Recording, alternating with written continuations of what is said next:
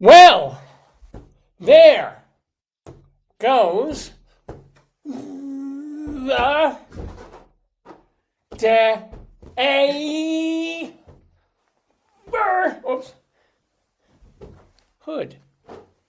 Welcome to the 1031th edition of the Dave's Gone By Facebookio Podcastio Programmio of the Stream with me, Dave Lefkowitz, my darling, wonderful, and adorable wife, and all of you watching at home live on this Saturday morning, May 9th, 2026. So, kind of gray outside, might rain, might not.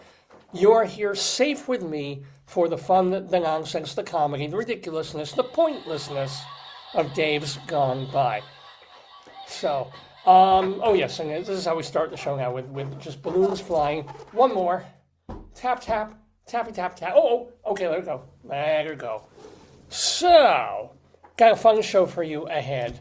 First of all, we're calling this episode Brick by Brick, but spelled B-R-I-C-H, and the reason for that is, and Dr. Demento fans will certainly love this, our guest in the Daverhood is a singer-songwriter who has been featured for many years on the late, long-running Dr. Demento show, because she has a novelty song called What If, well, first it was What If Your Girlfriend Was Gone, which is this kind of sick, funny song that she wrote about, just hypothetically, if the girl that you were seeing happened to disappear in a horrible sort of fatal accident or way, what would just hypothetically thinking. And then our guest, Carla Ulbrich, underwent some serious medical stuff. And this is going back almost 20 years now.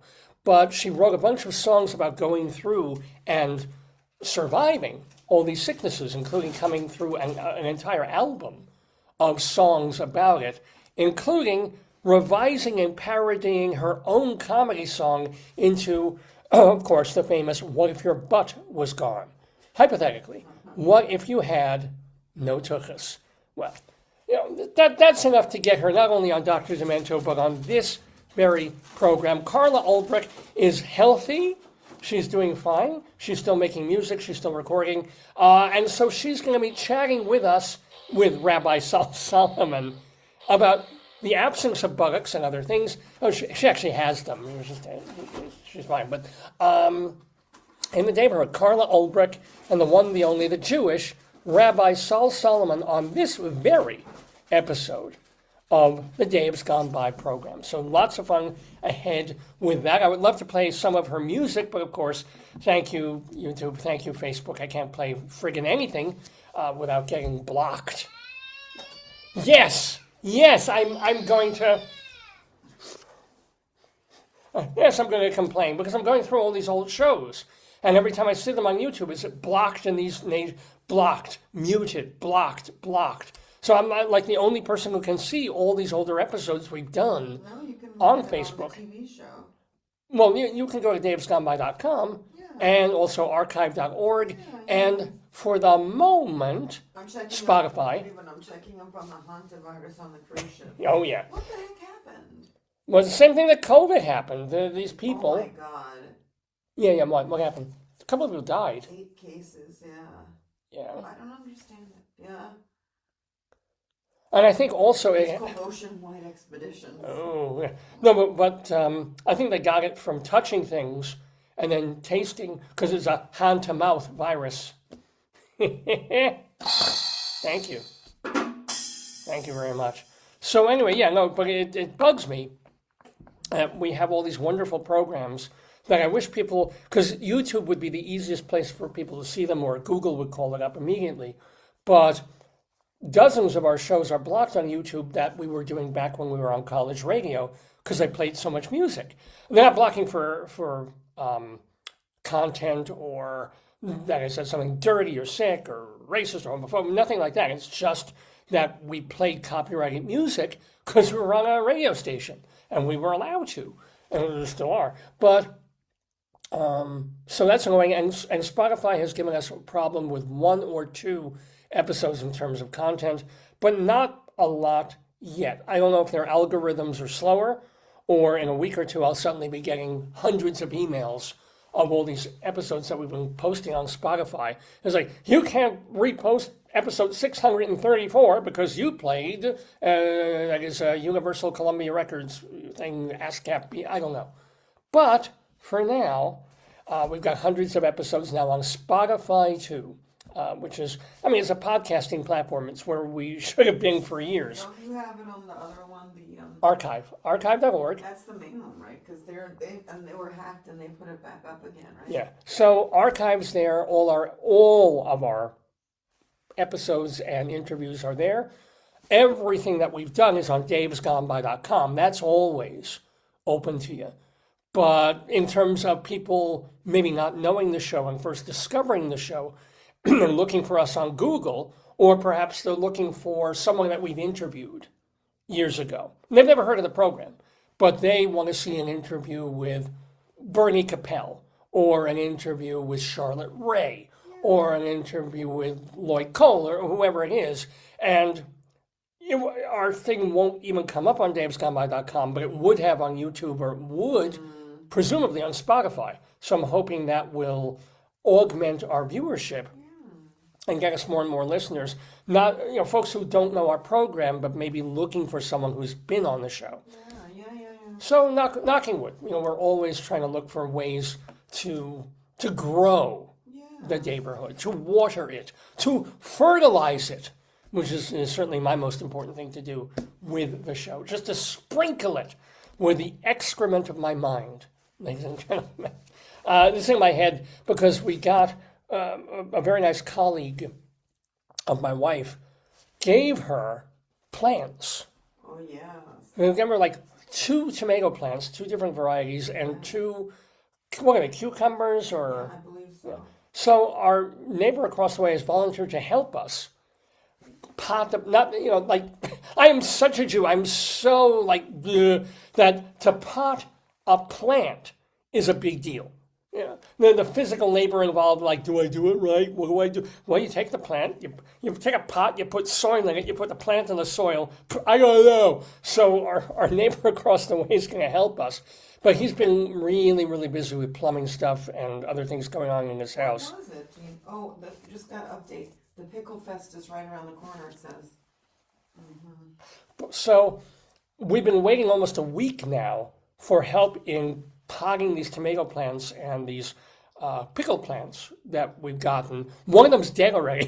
You said tomato and pickle. Well, is it pickle or cucumber? What is it? Are they? There's something in the gherkin-esque family. So we're already down one of our 4 plants that we were given. The tomatoes are still okay, and they're not ripe or they're not bearing fruit. I'm just saying the plant itself. But we gotta get that in like a pot and more dirt around it and place for it to grow. So fingers crossed, today or tomorrow, our neighbor will have a little bit of free time to just help us with these giant bags of composty soil that we bought.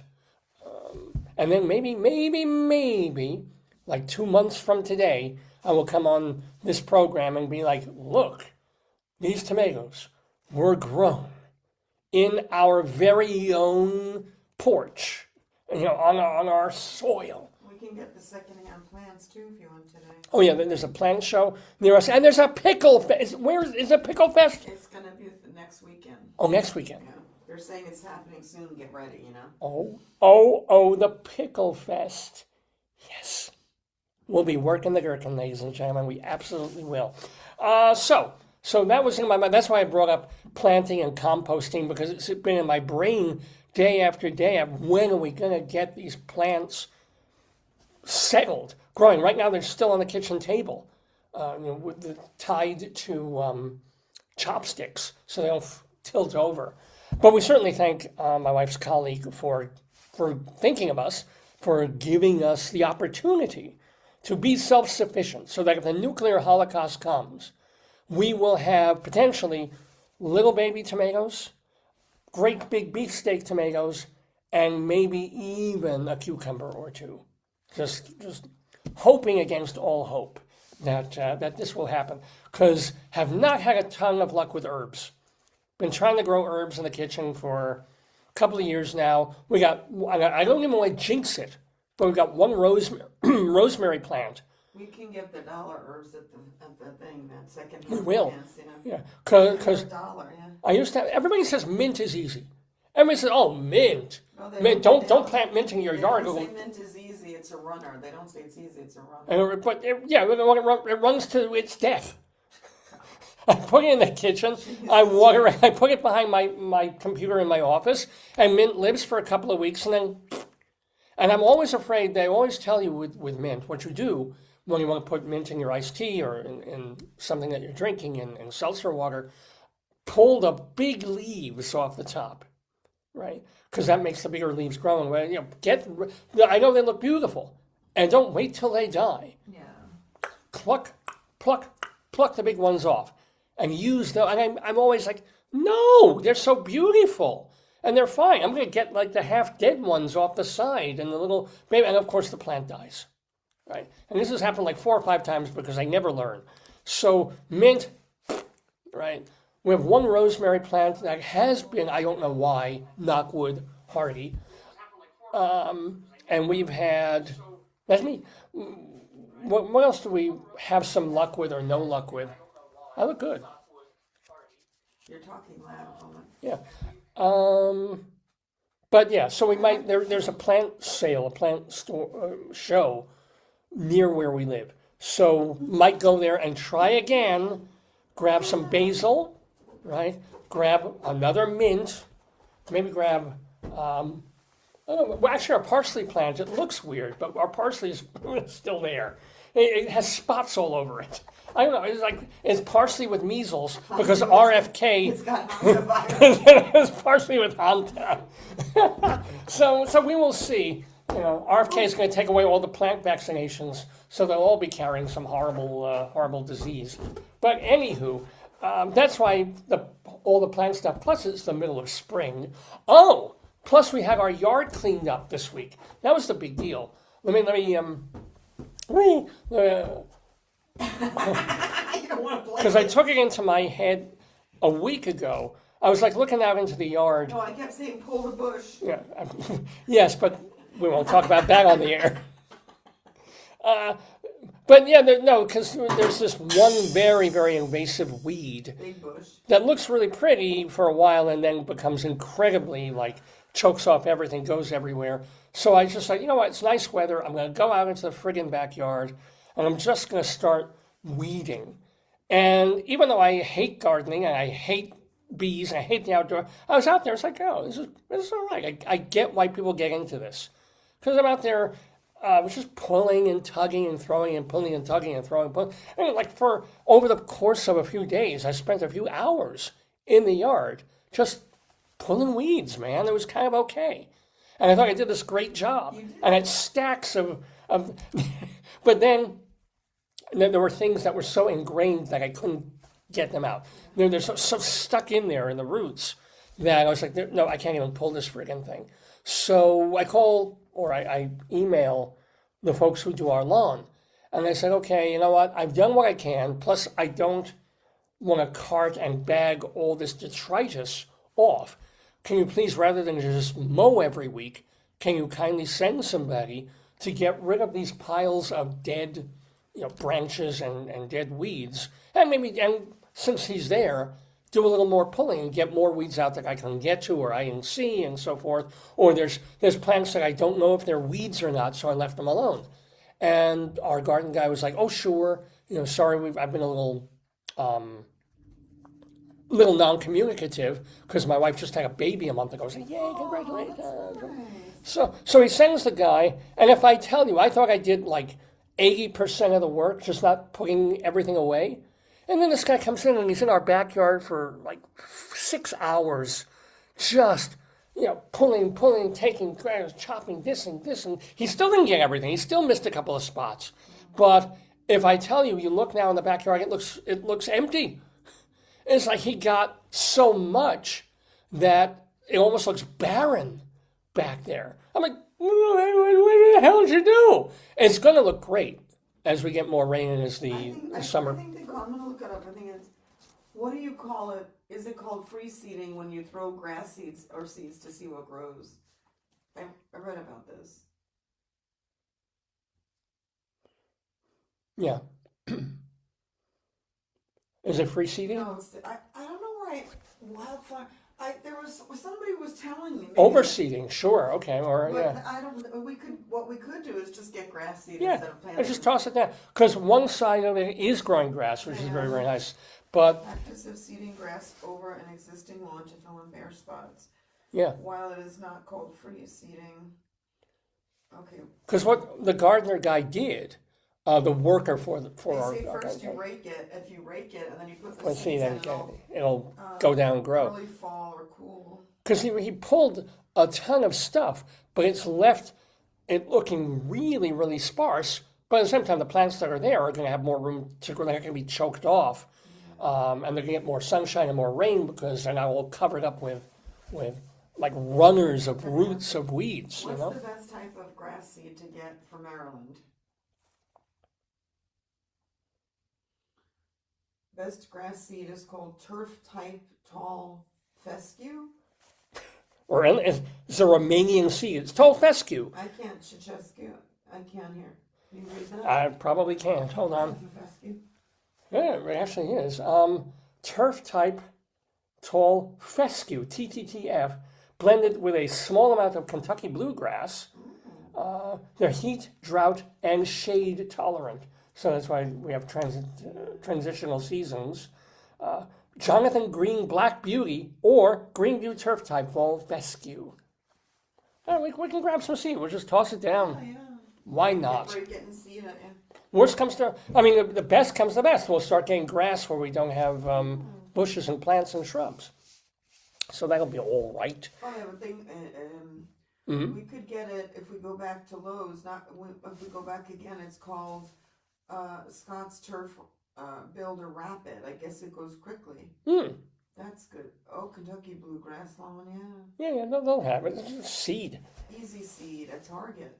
Oh. They have Easy Seed at Target, and it's $16.99. It comes in like it's like It has a spreader with it or something? no, or it what? looks like a dishwashing thing. You just pour it. Oh. You know, it looks like a laundry detergent one, yeah. All right, yeah. Why not? Why not? It's that suburban thing that you don't even think about it all winter. All winter, you're just like, oh, there's a patch of green. Go figure, how nice. But as soon as spring really comes in and you start looking at everybody's lawns and trees and stuff, you suddenly it's keeping up with the Joneses. It's like, why is our lawn all... I don't care about anybody. It's green, but half the green is weeds. I don't care about anybody. Yeah, we gotta keep up appearances. You gotta, as Cynthia Bouquet would say. Oh, yes. You do. And also, I think her name was Cynthia. was it something Bouquet, Mrs. Bouquet? Hyacinth. Hyacinth, you're right. They're all flowers, remember? Rose. Hyacinth bucket, ladies and gentlemen, yeah.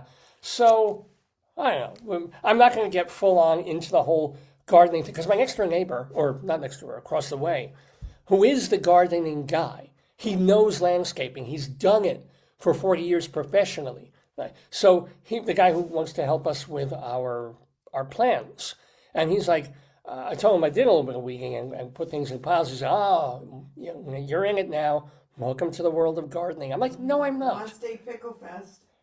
Yeah. Where is it? It's coming out. I don't know, the Quad States.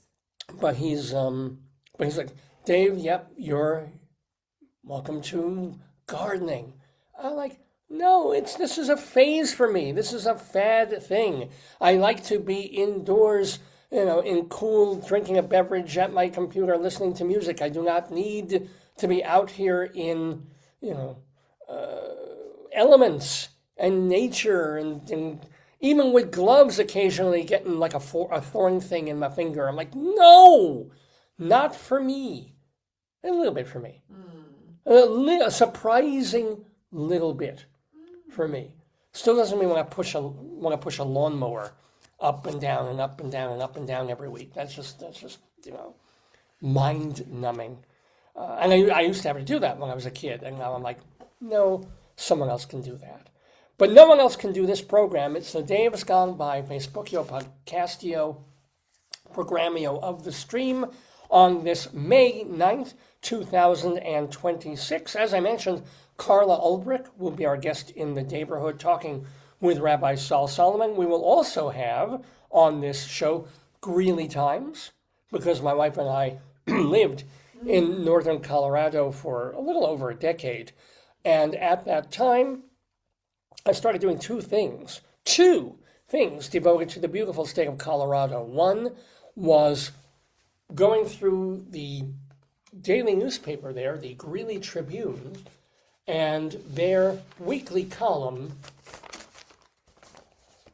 called Coplog. This is not Coplog, this is an old headline of theirs. But Coplog, they would take the police logs of phone calls that came into police dispatch, and the funniest, most ridiculous calls, and the weirdest things that people were reporting, they would collect and once a week put in the newspaper, stripped of the identifiers. Well, the funniest ones of those we share with you in a segment called Greeley Times. And then, because I loved Colorado so much, I decided, even if I hated Colorado, I probably would still do this. I saw names of certain cities and towns and burgs and unincorporated communities in Colorado, and I thought, I can make sick, disgusting, vile Limerick poems using those names. And if you know me, you know that would be my first thought. So I started doing that and did, half a dozen, and then a dozen, and then 2 dozen, and 5 dozen. And now I have about 350 of them. We've been doing them for years.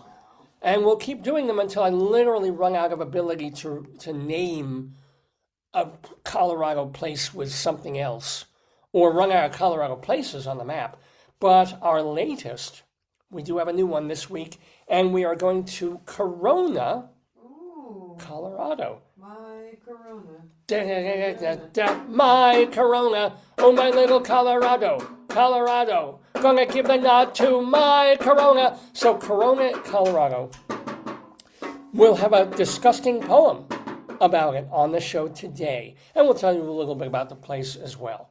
Plus, we will continue on this episode of the show our segment of StoryTime that we began last week. StoryTime means I don't have to really prepare anything. I just read to you and make goofy comments. So last week we began reading this great work of literature, Tales from Maple Ridge.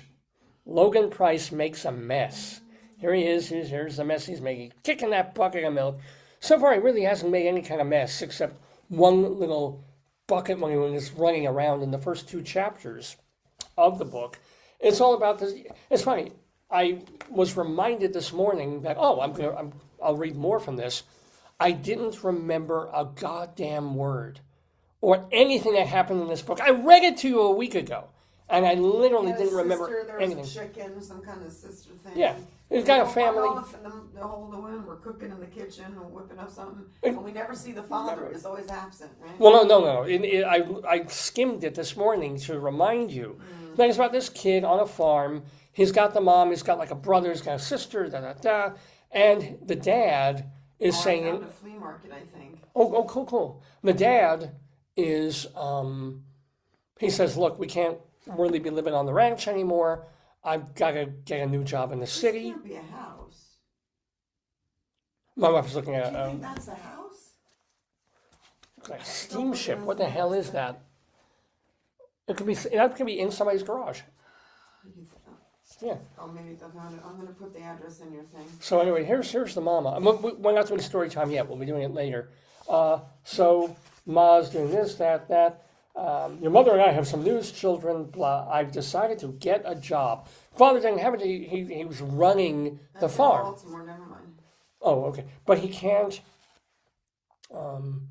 make a go of the farm. I guess he didn't get any of Neil Young's farm aid. Never do well. He doesn't do much around the family. Yeah, he hasn't plowed or anything, so there's a big problem. They're gonna have to move. He's got, he's giving up the farm. He's got a job. Where is he? And then one kid says, "Oh, I can work at the paper mill." And Logan invents things. So I didn't remember a freaking word of this. Not that it's bad. This is like, but we'll continue with more of this scintillating adventure of Logan Pryce making a mess that will be story time on Dave's Gone By on this very episode that you are tuning into right now. So before we get to Greeley Times and before we get to Carla Ulbrich and all the other things, I'm going to ask you, my dear darling, 2 weeks ago, a week and a half ago, the New York Times, because they're out in London, the New York Times came out with a story that was saying, and I hate when they do these things, but the 30 greatest living American songwriters. Oh, right? Is that where they did that thing in Billy Joel and said he wrote 1.5 good songs or something? Yeah, they had. That's like, jeez. Well, he writes 1.5 types of. What happened was they had the writers. This one. It's horrible. Like everybody, you know what I say? Like critics, right? People who can't perform or act or write, they critique, right? So like. Well, you're talking to a theater critic here, so but yeah.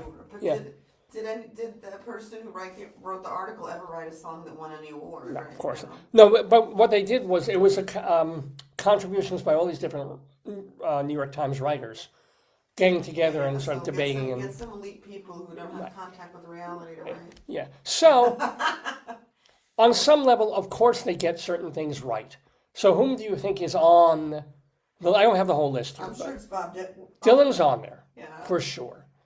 Who else do you think is made the cut? Who's the one who does Highway to Hell? No, I don't think AC/DC's on there. No, the girl. Oh, Wing. No, it's songwriters. Oh, I'm sorry. Wing is just an interpreter. Probably like Elton John. I was thinking, but I was like, why isn't Elton John? Gotta understand, and a lot of people get this right. Rights? They're American. Oh, what about Britney Spears? No. And now she's had a few hits, but they were written by other people mainly. Taylor's on there. Oh, goodness. And deserves to be. But Taylor's the greatest living American songwriter, yeah. Milli Vanilli? Oh, no, they're English. Oh, Milli Vanilli. English. I don't know. Well, let me ask you. Let me throw this at you. Whom would you put? What are you looking for? My thing. It's every time I touch the table, it wiggles. Well, my wife has this dollhouse setup thing of what? Of all these miniature. Don't mess with my stuff. You're knocking my stuff. I'm not knocking my stuff. I touch the table, it wiggles. So. I don't know who else is on. Well, no. If for your preferences, who is a great American living songwriter that you would want? Who did the American Songbook? Living. I don't know. I don't think anybody. You don't think anybody? No. Who? AI? And well, now AI will be the next great American writer. So among the people, I don't have the whole list, but among the people they put on there is Paul Simon. Let me ask for what's it called? The 50 people. New York Times 30 greatest American living songwriters. List of New York Times 30 greatest American songwriters. Just the list. It's from the Times. Because of course the Times is behind a paywall, so if you want to read the. Oh, here they have. Well, they have this. They have like. I guess Dolly Parton too. I like Jolene. Parton's on there. Jolene.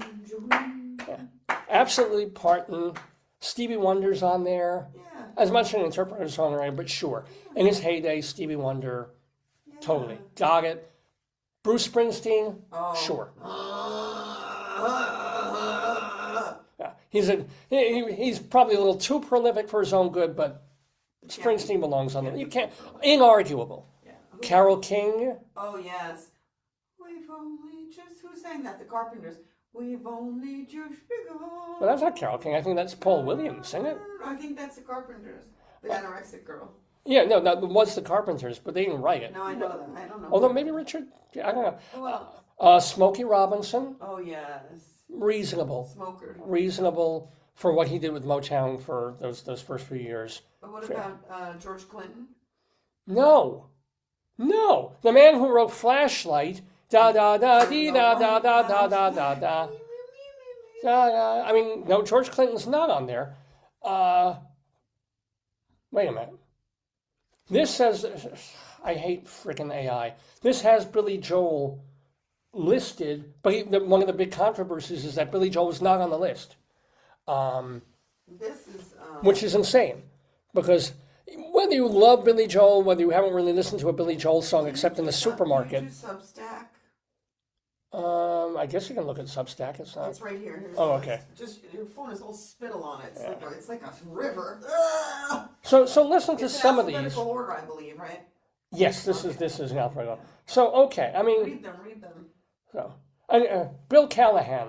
I don't know. Who the fuck? Bill, he's probably a country songwriter. No, Bill but he might be Callahan. somebody who's written for stars, you know? Maybe. Okay. Brandy Carlisle.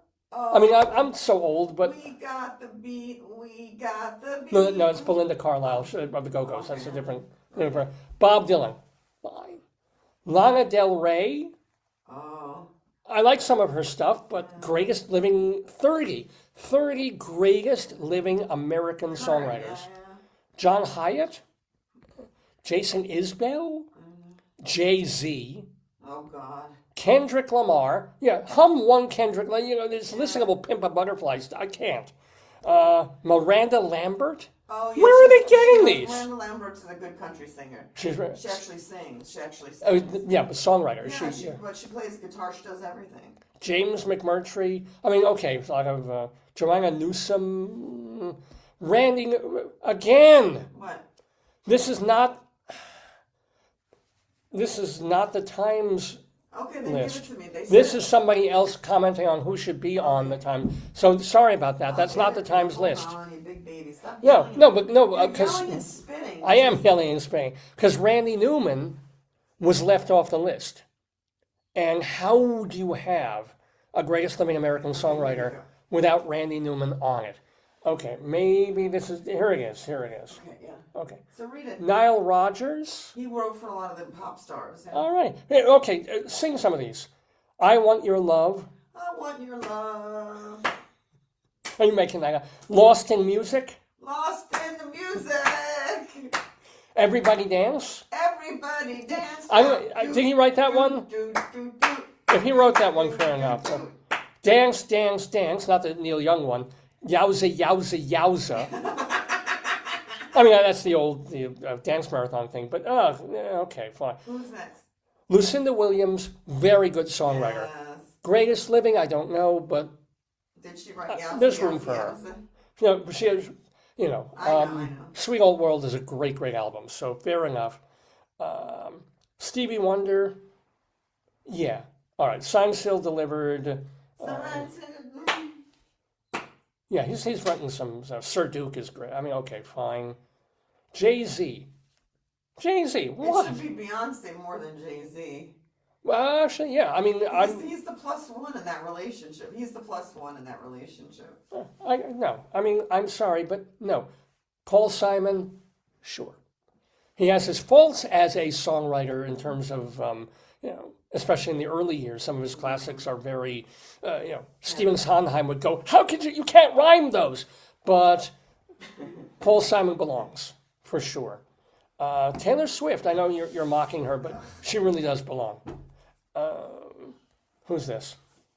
Brian and Eddie Holland of Holland, Holland and Dozier. Sure. Fair enough. Missy Elliott? Dun, dun, dun, dun, dun, dun. Yeah, she's good stuff. Okay, good stuff. A good song here or two. But to put these people in the category of a Dylan or a Paul Simon or a Randy Newman. Never said I like the way you work it. Hot diggity. Lionel Richie. Does anybody really know a Lionel Richie song besides, Easy Like Sunday Morning and Hello? You, say me. Dolly, okay. Is it forever? Young Thug. Yes, a young thug. And I know. Everybody's going, okay, yeah, 62-year-old white man. Yeah. You're calling out all these people who aren't on the list because this guy who's got friggin' tattoos all over his face, should be living, under a subway tunnel. Oh, Dave, you're racist. You just don't like it. It's like, you don't know the music. Young Thug. You don't know the music. You should listen to all the music. I listen to some him here and there. I listen to Kendrick Lamar. That's not Young Thug. No, I'm saying, but saying Lamar, I think is on here somewhere. Diane Warren, alrighty. She writes for all these other I people. Josh Osborne, Brandy Clark, and Shane McNally is a trio. I guess they write together. Country. Yeah. Fiona Apple. Look, Brandon Maggart is a great friend of the show. Yes. That's his daughter, along with One of them, he has a couple.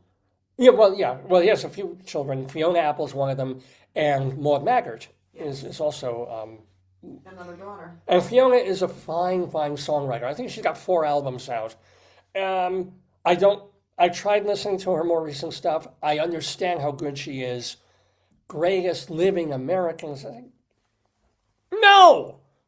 She wrote Criminal. Criminal's a genius song. Hype. That's it. Hype. There's always hype. Yeah. Babyface. Babyface. LA and Babyface wrote all the hip hop. Stephen Merritt, yes, of the Magnetic Fields. Great living American songwriter. Definitely, absolutely agree on that. I mean, the man wrote 69 love songs for one album, and a lot of them are great. Romeo Santos? Oh, I don't know that. Carole King. All right, Carole King, sure. It's a shame Neil Sedaka died. He might have had a little bit of a place on that. They probably would have squeezed him off also. Outcast. Mariah Carey? Well, she's a good singer. I don't care. When was the last time you wanted to listen to a Mariah Carey song of any? She has a lot of Christmas albums that people like that. Yeah. Willie Nelson, who wrote Patsy Cline's crazy, wonderful interpreter of songs. Yeah. Fair enough. Who else? Kendrick Lamar, Valerie Simpson of Ashford and Simpson. Oh. Grant. Okay, they wrote Ain't No Mountain High Enough. Pretty great, but yeah. Where it, and then of course this guy, right? But where's Randy Newman? I don't know who else is on there. Billy Joel is not on the list. You never did your. Oh, I'm sorry. Who else is not on? I was thinking about it because it's just so angry. And you know who's not on the list? Tom Waits. Oh wow. How is Tom Waits? I would even put him a little bit higher than Randy Newman.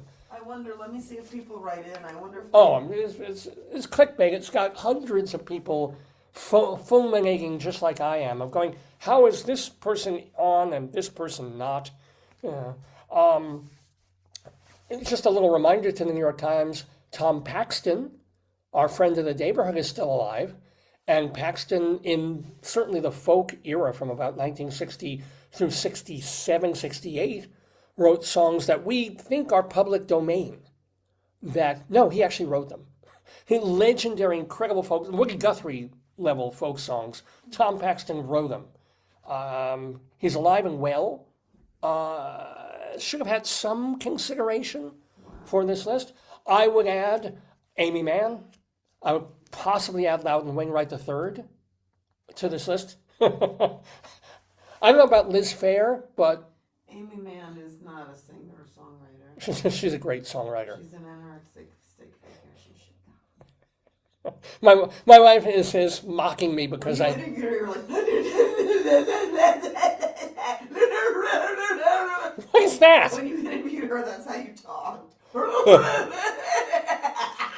My wife is mocking because I confessed years ago to a crush on Amy Mann back in the day. You interviewed her and you made a fool of yourself. I didn't. You did. Okay. Anyway, well, if you want to hear that interview, go to davesconby.com. But she is a great American living songwriter, certainly greater than a number of the folks that made the New York Times list. As I said, I would put, what was I going to say? Loudon, probably on there. And there's a couple of others. If Warren Zevon were still alive, because a lot of people are saying, how do you have this listing? Paul McCartney's not on it.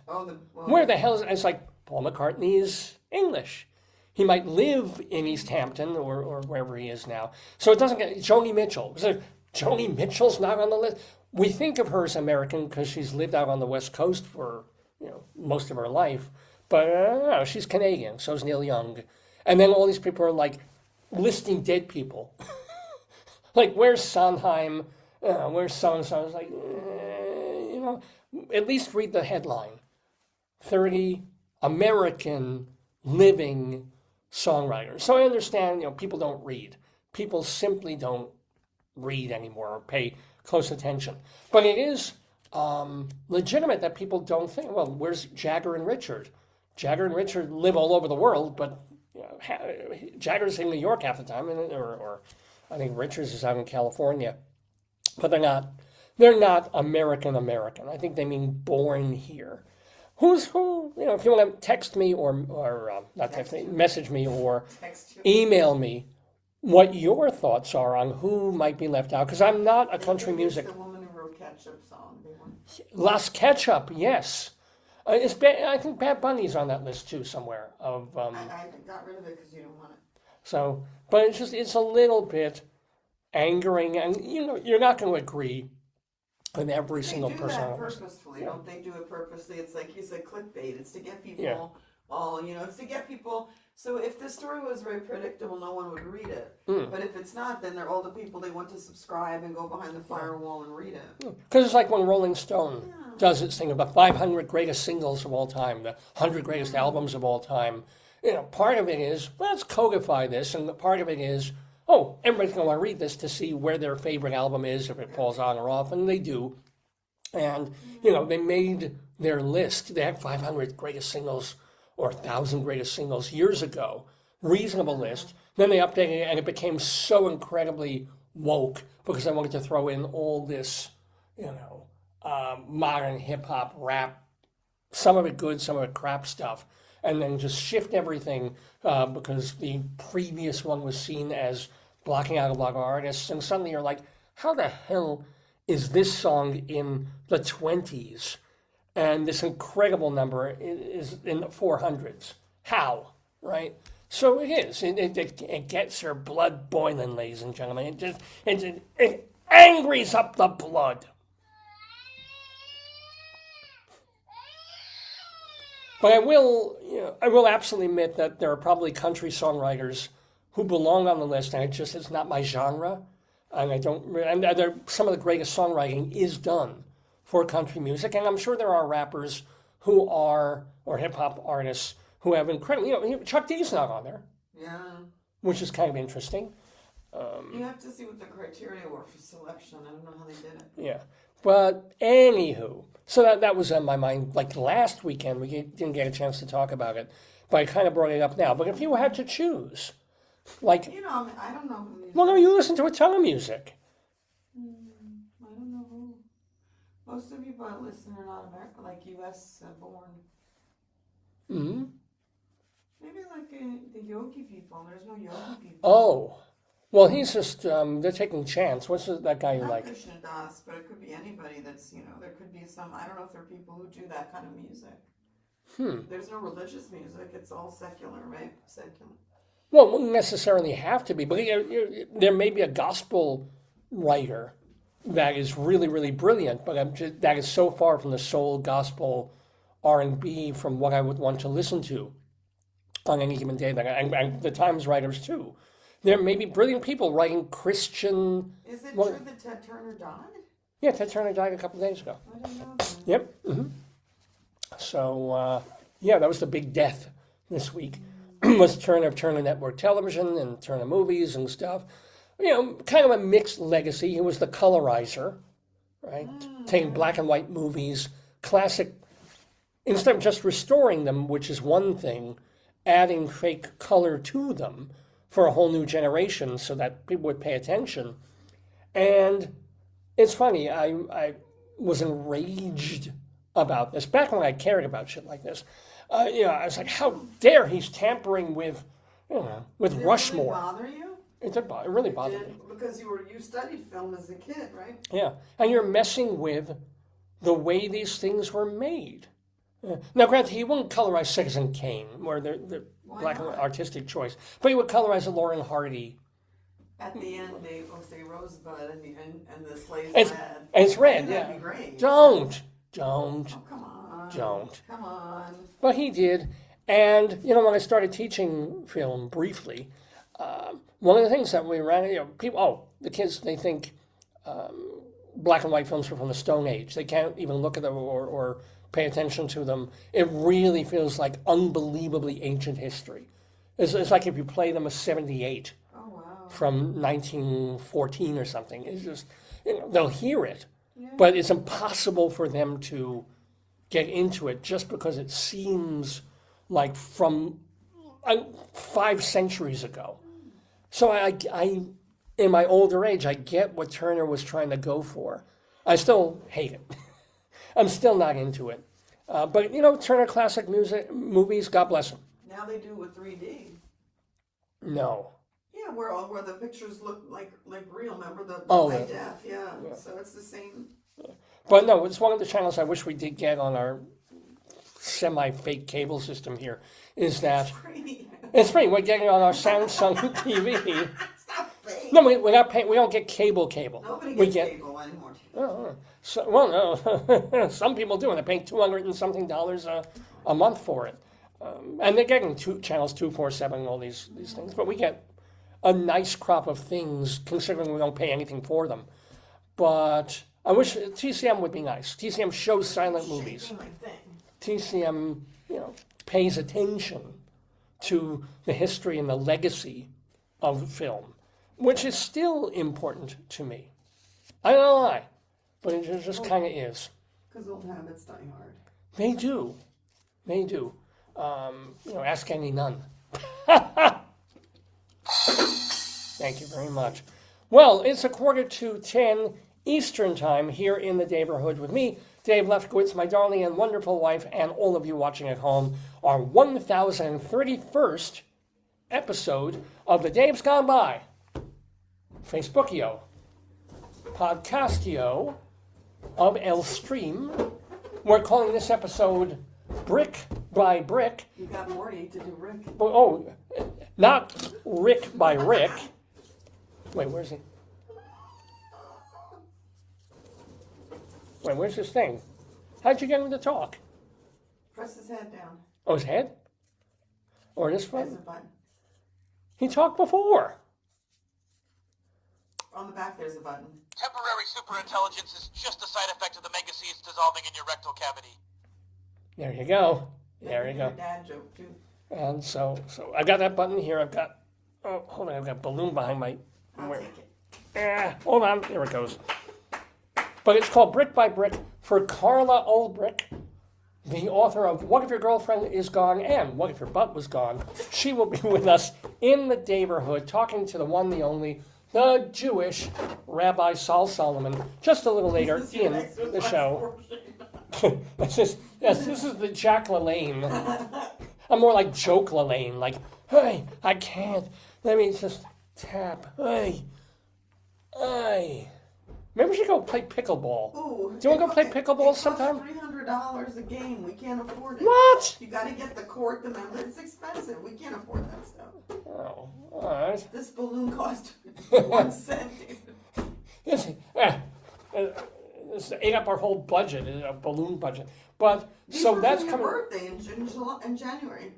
This balloon has been inflated. From a $3 Target airport. Right? Yeah, almost 4 months Yeah, now. yeah. Look at this. Amazing. Oh, So, anywho, we also have story time coming up with Logan, Pryce Makes a Mess, our Colorado Limerick of the Damned. We might do, and then, shall we do Greeley Times? Let's get to Colorado. Whoa! The phone's ringing off the hook. We bring Potato in, because Potato Walls you're and Joyce's. matchy. Look at that. You need the balloon. You beat the all matchy. It's in spirit. So, as I mentioned, Colorado Limerick, Greeley Times has to do with a column that is in the Greeley Tribune newspaper, taken from the logs of the police department in northern Colorado. We thank Andrea Grajeda, who collates all this information every week, puts it in the Trib, and then we share the funniest ones with you on Greeley Times. Are you ready? The phone is ringing. I got the catcher phone. Hello. A caller complained that someone was taking advantage of his mother. Well, just before Mother's Day, he found out that his mom paid bail for a guy who was supposed to be working on her house. Nice. There we go. I gotta find an old woman to take advantage of, I gotta find some rich doyen dowager and just say, hello. I can do certain things around your house. You're dancing. I can make coffee. Do your cute face. No, both do like this one, cute little face. I can be Max Bialystock and get those checkies. Just a thought. Oh, another call. Caller. A caller said, oh, this is almost a chicken alert. Almost. Caller complained that their neighbor recently got a rooster, and it's been, quote, cock-a-doodle-doing, as opposed to cock-a-doodle-doo-dooing, cock-a-doodle-doing since it arrived. And my thought is, okay, so your neighbor bought a rooster. Did you expect it to moo? Of course it's going to be cock-a-doodle-doing. Oh, and you can't use rooster like you used to. I blew the joke. Anywho, let's get a little color here. Oh, yeah, there you go. There we go. Oh, look, The nucleus. This. away from your eye. Yeah, that won't work. All right, hold on. Put on your head. We gotta get your glasses up. Well, there you That go. looks good. There you go. There we go. Oh, it's pretty. Here, fix it on your other shoulder. You only got one shoulder yet. Ugh. Like a bow. Yeah, there you go. Oh, nice. Isn't that pretty? Okay, here we go. More of Greeley Times, ladies and gentlemen. Drum phone, because, drum jokes can't be beat. A caller said that a bunch of teenagers in a truck outside of Target were screaming at people. I guess no, the Walmart greeters are much better.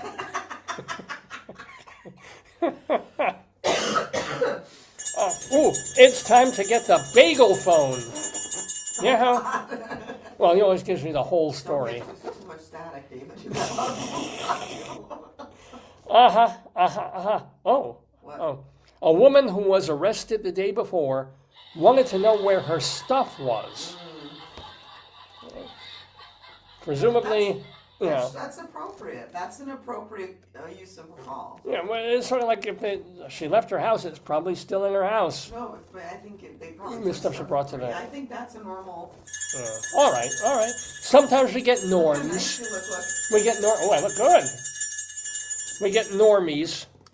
You look like the guy from Fruit of the Loom. Where the great guy, remember? Oh, I remember him. I liked him. You A look caller? like him. Oh, What? sorry. Yeah, a caller was upset. But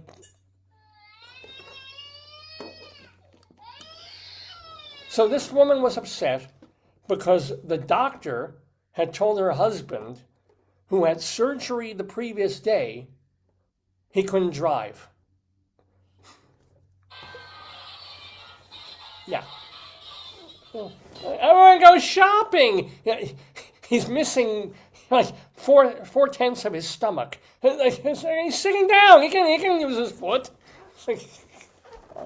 Let's do some elsewheres, though. Elsewheres are ridiculous stories in the news, but they're not from Colorado. They're from anywhere else in the known world, and sometimes the unknown world. Here's our first elsewhere. We're going to go all the way down under to Mount Gambier, Australia. This was reported by ABC News here.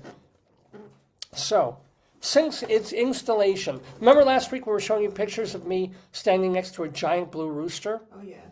Well, since its installation last year, a large public sculpture in Mount Gambier, Australia, called Cast in Blue, has gotten a lot of attention. None more so than from 20-year-old Amelia Vanderhorst. She pleaded guilty to creating graffiti on what she called, quote, the blue blob. While high on MDA and 3 liters of vodka, that's what I have to do to get on this show every Saturday, Vanderhurst went to the sculpture. She went to the sculpture and she put googly eyes on it. Yes! She was ordered to pay $2,000 and do 60 hours of community service for what the judge called, quote, mocking the sculpture and the artist. She called it one of the stupidest things I've ever done. If you stick a couple of googly eyes on a public sculpture, is that really defacement? That's not graffiti. It's not. Googly eyes and everything in the house. I would do that. I love to do that. I mean, there's that giant wall downtown by Astor Place or the spinning cube. Can you imagine how much better that would be? Or the Chicago bean. What's that? The Chicago bean is something that looks like a bean, and it's, you just know the Chicago bean. I remember the Chicago bean. Show me the Chicago bean. State, hold on. Images of the Chicago bean sculpture. This thing. Oh, I don't even remember that. Yeah, that could totally look better with eyes. Yeah. Do me a favor. Can you look up Vanderhorst Blue Blob Googly Eyes? Vanderhorst Blue Blob Googly Eyes. Oh. Is there a picture? I bet it's adorable. No. No, no. Oh, come on. Let me show. Yes! Oh, wait. It wants me to subscribe to the BBC. I don't want to do that. Hold on. Here we go. I can't get images for you. Here, let me get a better There, one. I got him. Okay. Look at me him. see. Oh, no, you can't. There's the picture. Oh. Yes. Yeah, I think that there should be a modified law for defacing a sculpture but improving it in your defacement. That would be, Did you just lose power? No, I plugged in. Sorry, you didn't lose power. Yeah. Oh God, honey. Okay, here you go. Show me more blue blob. Give me a second. I can't. Your phone won't. You're just turning. Because you have to admit, it's so much better with the googly eyes on it. And you know what they ought to do? Is there's a haunted, creepy-ass sculpture. So they're saying which looks better, the before or the after? In this case, it's going to be the after. It looks so much better with the eyeballs. Here. There we go. Look at this. Look at it. Right? Before, it's just sort of like a creepy penguin in a diaper. On the right side, it's the most adorable friend. Let me see. Like holding a little pot of something to eat there. Much, much better. But Well, I think the proportion of eyes to the... But anybody who goes to Denver and the Denver airport knows there's a sculpture right as you're driving into the airport of that horse. Someone died while they were in Yeah, Colona. and the horse is literally, it's a cursed, haunted horse because the sculpture, the original sculpture, while he was carving it, fell over and killed him. And then somebody else finished it. And it's a rather striking statue and sculpture when you're coming into the airport, because this big old scary horse. One of the things that's kind of scary about it is its weird eyes. Just put googly eyes on it and everyone will love it. There's no harm in putting googly eyes on that. Go to the Met or Art Institute of Chicago, or we were just in the Smithsonian Institution. Go into those museums, find paintings that say, oh great, Madonna and child. Take googly eyes and put them on that little Christ child. Totally changes the painting. Makes it so much more fun, so much more relatable. Who isn't bored at this point with a Mona Lisa? The smile, the half smile, what's she thinking about? Not even one of the greatest paintings, but somehow the most famous painting ever. Pop a pair of goo eyes on the Mona Lisa. Suddenly it will triple in value and also in emotional commitment that we would make to a painting that we take for granted. Right? And of course, any non-linear thing, a Brancusi or a Pollock or a Kandinsky, with just lines all over the place and splotches of color, who cares? Pop eyes on it. Now you have a painting that will engage the viewer. I'm into it, and I think Vanderhurst got shagged by the not shagged, but unfairly cheated by the judge by the $2,000 and community service. Maybe she'll become an artist, huh? Her community service should be putting eyes legally on all the things that she could put on mailboxes, which I'm not sure would be legal, stop signs, because that would make people pay even more attention to a stop sign. Anything. Somebody's walking a dog across it, put two little eyes on the front paws I don't think you can do that. Why couldn't you do that? Gotta ask You have to glue them. You can just paste. I think it'd be lovely. I think it'd be more fun than anything you can imagine. Anyway, let's move on to another elsewhere on Greeley Times. Now we move, boy oh boy. When I said that these stories from elsewhere on Greeley Times can be from anywhere else in the world, I mean even the universe. Here's a story literally from outer space, reported by the Associated Press. For some tense moments after Artemis II launched into space back on April 1st, the toilet on board would not accept urine. Oh no, that could be bad. How long were they're going to be there? Well, yeah. Astronauts saw a blinking fault light, and they reported the issue to NASA, who talked them through a plumbing fix. Wow. To be fair, this is the very first Apollo flight to ever include toilets. Wow. Earlier, astronauts used a bag and a funnel. Or don't they use like a Foley? This is so American. This is so unbelievably like entitled 21st century. They would pee, they would poo, and then, you know what they would do? What? They would leave bags of poop on the moon. But even when you have look at... Yeah, well, we have the poop. Look at that. Yeah, I mean, pick up your poop. If you're supposed to pick it up for the pets, you can't leave the human. They leave bags of poo. Their DNA are would detritus. Their DNA would be on the moon. Well, it is, but so would shit. Who knows if those bags are? I assume they don't biodegrade. Whatever the hell they do. Is there a trench? They dig a trench? Did they make one little sewer on the moon? Yeah. No. Somewhere on the moon, we have already defiled it, like we do everything else. It's like we took a perfect thing that has been there for hundreds of thousands of years. We go up there, and it's like, what do we do with our shit? I'll just leave it. Just put it there. That's America. When you go camping, you have to take it with you. I don't know why they could leave it. Wait, what? You have the rocket ship. You're coming back. Wouldn't they have space? I mean, wouldn't they account for some Yes. space? Bring your poo back. I would think they should save some space on the rocket ship. The only negative thing is if you're carrying your bags of excrement back from the moon. If something happens. If the rocket explodes suddenly over Greenland. Like there's explosive shit flying everywhere. That could happen. Which would improve Greenland, actually. But now, with the loo in working order, the crew of the Artemis are relieved. Okay. Another elsewhere. This one, I hope it's more than no great shakes. Let's go to Europe here for our next story, as reported by USA Today. Over 13 tons of Kit Kat bars were stolen in Europe last month. The chocolate-covered wafers were nabbed in transit going from Italy to Poland. It's a shame because the Poles heard that Kit Kats were coming and bought thousands of scratching posts.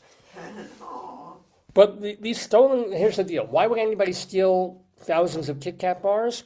I mean, they're tasty, but, not exactly something you can't get at your local grocery. Turns out, these were not typical Kit Kat bars, but a special series that were made in a Formula One car-shaped mold. Oh, people like that. But who knew they were? I have a friend who collects the, what do you call them? Oh, he likes hot rods or Hot Wheels, whatever the heck yeah. The culprits have not been apprehended. So, this is true. Nestle launched a Kit Kat tracker website. Oh, I love it. Which allows for people and businesses to check the serial numbers of the candy. And I don't know, because maybe there is some cereal in the candy. I don't know how they would do that. But anywho, are they checking the candy numbers on their cereal? But if you have a Kit Kat bar or a bag of them, check that serial number. It may be stolen merchandise that was supposed to go to Poland and did not. Did not. I guess it's a Kit Kant, ladies and gentlemen. Oh, I think we have another elsewhere, my friends. This is, now we're coming a little closer to home. Palm Beach, Florida. Reported by Shepherd Express here. On March 28th, Palm Bay police were summoned to a field because of a suspicious suitcase. Oh. Inside, officers found human remains, a kitchen knife, Oh. and, oddly, an Amazon package addressed to Lucas Sandler Jones, age 19, of India Atlantic, Florida. Why would they have all that combo? Well, they haven't pressed murder charges yet, since authorities are still looking for the dead man's torso. But Jones is charged with tampering with evidence, abuse of a dead body. That's that's actually any Jewish man trying to strip his wife, and transporting a human body in an unauthorized container. So I don't understand that whole story. So this kid, this 19-year-old kid, apparently took a guy, Why? popped his body parts in a suitcase. That's like what the Prodigal Son were watching. Yeah. Also, if you've ever seen the great movie Seven Beauties, It was where there too. Pasqualina has to cut up a body accidentally shot. Maybe that's the. Yeah, that's the thing. So if you're going to do that, remember, Samsonite luggage, much better than your basic backpacker stuff. You get a Temu. Samsonite will, even if there's blood, the blood will not drip because Samsonite has an extra plastic casing. That's Really, it's a good company, good product for sociopaths. Too much of Prodigal Son we're watching it. And if let's say it's a small child that you've killed or you think you killed, and you've not done the job, and it's still alive, Samsonite has one little breather hole, so that the child can actually survive until it bleeds out. So if you wanted to torture that child, the child will actually know it's dying while it's bleeding out. So I think Samsonite really thinks of everything, honestly. All right, we have another elsewhere. This is also from Florida, Brevard County, Florida. And this was reported initially by the Smoking Gun. I need my glasses for this. Anthony Buell and March Chadwick were arrested last month for driving with What? a dead alligator on the roof of their car. Why? What was the? Witnesses called the cops when they saw the pair driving with the carcass in plain view. Turns out, I bet you didn't know this, it's illegal to possess an alligator in Florida. But aren't they filled with alligators? Well, you can't own one. Oh, okay. You can see one. You can run away from one, which is what I would do. You can't own one. Maybe you can't kill one. Maybe that's. Yeah, I think they accidentally ran or road killed it, and they want to. Maybe they wanted to use it for like a stuffed alligator. Or you can cook. You can eat alligator meat. I have. You had it in New Orleans. But when Buell and Chadwick learned that you can't have an alligator, they tried covering the deceased with a white sheet and then getting rid of it. Whoopsie. Nothing to see here. That horrible smell is nothing. Oh, I farted, hon. You didn't have to point that out. The guys from the outside. Sorry. But authorities still tracked them down, where they, quote, admitted to taking the roadkill alligator and wanting to bring it to a taxidermy office to have it stuffed.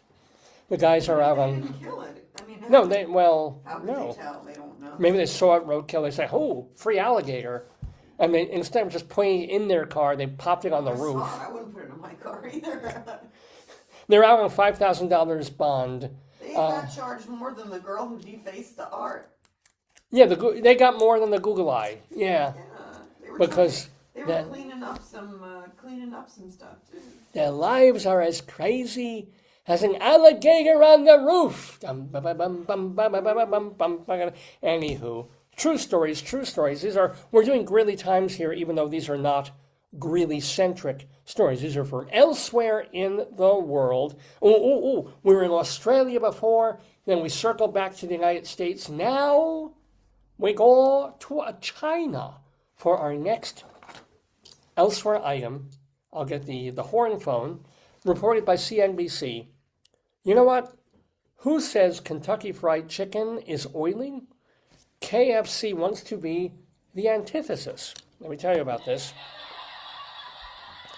The fast food chain KFC, is partnering with BYD, What's China's electric vehicle company, Yeah.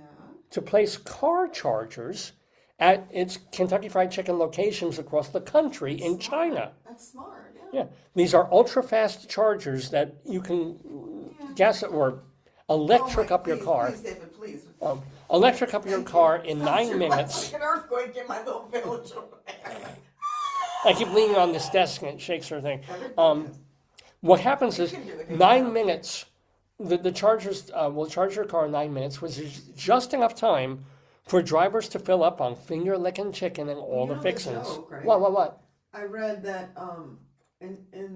for Christmas a lot of, I think it was China that or maybe it was Korea that the Kentucky Fried Chicken's become popular as like a cult phenomenon to have like that for holidays On Christmas? or some holidays, like they make a special thing. Yeah, let me look it up. Yeah. Okay, I think you do your thing. Well, I'm just saying that, by the way, if you did not know this, and I had no idea, Kentucky Fried Chicken is China's leading fast food It might have chain. been China. Kentucky Fried Chicken Christmas basket, China. Yeah, $32. See, I've read about this. There's so on social media. They have, That's why this they're is having chaos. chargers because it's very popular. Ah, You know. festive packaging, roasted chicken, premium sets designed for the holiday season to boost sales. Yeah, so it's like you know, it would be like, you know how in McDonald's the kitty box, what's the box, the kids meal, Right, took yeah. off like certain things. I think it was like a media social media interest. Japan's Kentucky for Christmas is a national phenomenon that was established back in 1974. Oh wow, I didn't realize that. Okay. Who knew? I didn't know, yeah, but that's What- when you're saying it, it's the culture. It's like it's big, you know. It's like And amazingly, Chick-fil-A is missing out on all this. They're too busy being homophobic to. see, look, it's like a whole thing. It comes with a plate, like a special plate, and a whole. It's pretty. No, Yeah. it's really nice. But I would figure McDonald's is the king of everything everywhere, I didn't know that. or Burger King, or I won't say Wendy's would I'll be, ask. or. But in Kentucky Fried Chicken is number Which one. fast food restaurant is the most frequently visited? It says McDonald's. That's in America. In Yeah, China, yeah. it's KFC. It says globally. Globally, it's McDonald's remains number one for visits and revenue. 14,000 plus locations in the U.S. and about 69 million daily global customers here. 69 million customers. Global. Well, I know. Even so, think about that. We see 69,000 customers in the morning on the line when we're driving to school. Yeah, that's true. And the biggest irony of KFC being so big in China, What? nobody in that country can pronounce the word colonel. It's got the L in there, like Carona. Harry, let's go to Wrong John Silva. Wrong John Silva. No. Maybe Fly Days? Yes. You're just going like, no. Deva Busta. No, there's no L in there. That's not. Anywho. Let's do one more elsewhere, and then we'll get to one more Greeley, and then we'll get to our interview and all the other stuff we have to do. Let's come back to America, to California. Here we come, Orange County, as reported by KABC. A man at an Orange County, California gas station sat in his car and refused to leave until he was given $55 in gas. Which out in California, that's like a gallon and a half now.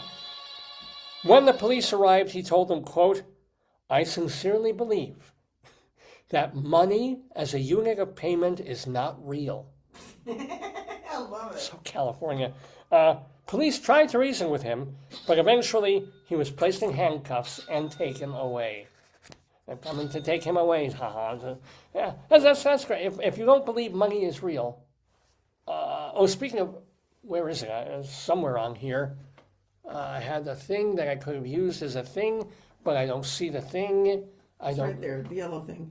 Oh, this is it. Yeah, I didn't recognize it as Say it yellow. again. Here. No, say Oh, it oh, it's in again. there. You know what? Money. This is why Jews don't do manual labor. Money is just not real. That was a good effect. That really worked. Thank you very much. All right. So now, continuing our Greeley Times segment of the day has gone by. So I've got to gather a bunch of these up here.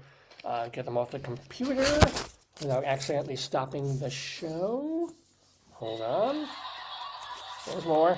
Here, take these. There's a few more.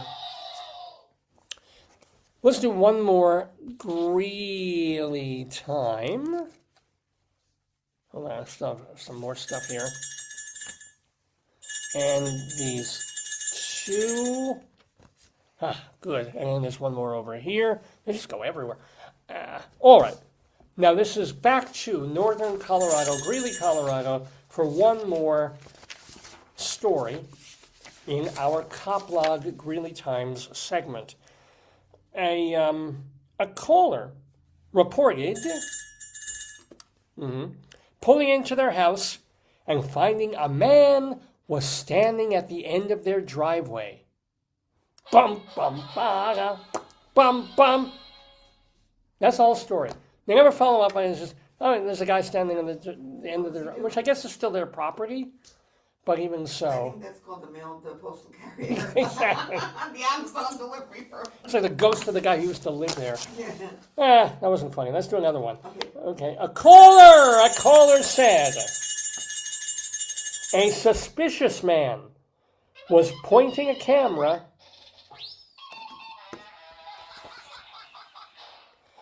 This suspicious man was pointing a camera toward a backyard where there were children. And you're allowed to take pictures. To give a dad joke, what would Dad say about it? What would Dad say about this? Can't run through a campsite. You can only ran because it's past tense. Another one. Yeah, isn't that good? Yeah. And this is an honor. Today, this bugs me too, but today is the official, what they call yard site for my father. My dad died 5 years ago on May 5th, on Cinco de Mayo, but the Hebrew calendar works differently from the American calendar. It's not Cinco de Mayo because it's a weird thing. It's a more somber day of the 9th than the Cinco de Mayo. Yeah, arriba, your papa's muerto. He had the hydrocephalus. So, but no, on the Hebrew calendar, today is the 5th anniversary of my father's dying. So, Dad loved comedy. He loved jokes. He gave me my sense of humor. Give more jokes. Can't run through a campsite. You can only ran because it's past tense. Yeah, listen. Chinese takeaway, $20. Cost of delivery, $2. Getting home to find out they've forgotten part of your order, riceless. I haven't heard. We've had this button for months. I never heard that one. No, Riceless. We're making fun of all of the. And it was appropriate for the Chinese Do thing. one more and do some for Dad. Well, no, I think that was funny. No, That was do another one. no. It's gonna Yeah. Gilda Lily because it's gonna be that one again about the tense. Here we go. Can't run through a campsite. You can only ran because it's past tense. Give it another one. Squeeze it. Can't run through a campsite. Stop it! What's blue and doesn't weigh very much? Light blue. Appropriate too. More. All right. Here. Why did the partially blind man fall into the well? Because he couldn't see that well. One more. Just the hilarity. Another one for your dad on May 9th. Oh, all right. Listen. Can't run through a campsite. Shut up! You metal skeletons ever go trick-or-treating? Because they have no body to go with. Why can't you go trick-or-treat? Really, I can't go out on that one. No way. Let's see. This one's gonna be about campsite tents Why did the partially blind man fall into the well? because he couldn't Because he see couldn't that see well. What do you call a man with no arms or legs in the middle of the ocean? Bob. Bob. That's more my humor than What your Dad's. dad would like if it were comical. Why did the partially blind man fall Stop into it! the well? What do you call a fat psychic? A four-chin teller. I haven't heard some of these, I have to Keep going, admit. try again. Press Let's it. just find one more good one. Yeah. Why did the partially blind Shut man up! fall into the well? Because he Couldn't couldn't see that well. The blind person was eating seafood. Didn't help. Keep going. That's cruel. Cool but cute. All right, here we go. One more. Why did the partially blind man No! see a man standing on one leg at an ATM? I asked him what he was doing. He said, just checking the balance. No, one your dad would like, you would like I that. like that one. All right, maybe I'll like this one. Why did the partially blind No! man fall into the well? Because he could. Today, my son asked, can I have a bookmark? And I burst into tears. 11 years old, and he still doesn't know my name is Brian. Oh, that's good. yeah, my dad would like that one. Yep. Yeah, there you go. That, my friends and my enemies, really more my enemies, is Greeley Times for this Saturday, May 9th, 2026. So, of course, we end with Groucho. Mr. Horace Greeley was no fool. I'm sure that you agree with me. That Greeley was no fool.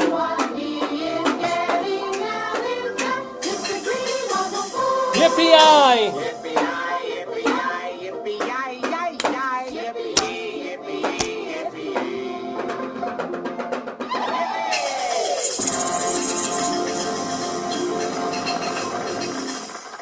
It is 20 after 10 Eastern Time here in the Daverhood. It's Saturday, May 9th, 2026. We're doing our 1031st episode of the show. We're calling this one Brick by Brick because our guest in the Daverhood, moments away now, is a singer, songwriter, mostly in a comedy novelty vein. She's been doing this for a bunch of years. You've heard her time and time again, played on Dr. Demento. And we, a few years ago, it was unsure whether we would hear from her again because she was, terribly, terribly ill. She even wrote comedy songs about, full album of songs about her illnesses, and we'll talk about that. But mainly, she's known for writing What If Your Girlfriend Was Gone? And then, of course, What If Your Butt Was Gone? She's going to be with Rabbi Sol Solomon, guitar in hand, in her hand, not his, to share with you some of her classics, some of her great stuff. It's Carla Ulbrich, so I'm going to have to, or want to, share my screen with you. Let me just do that.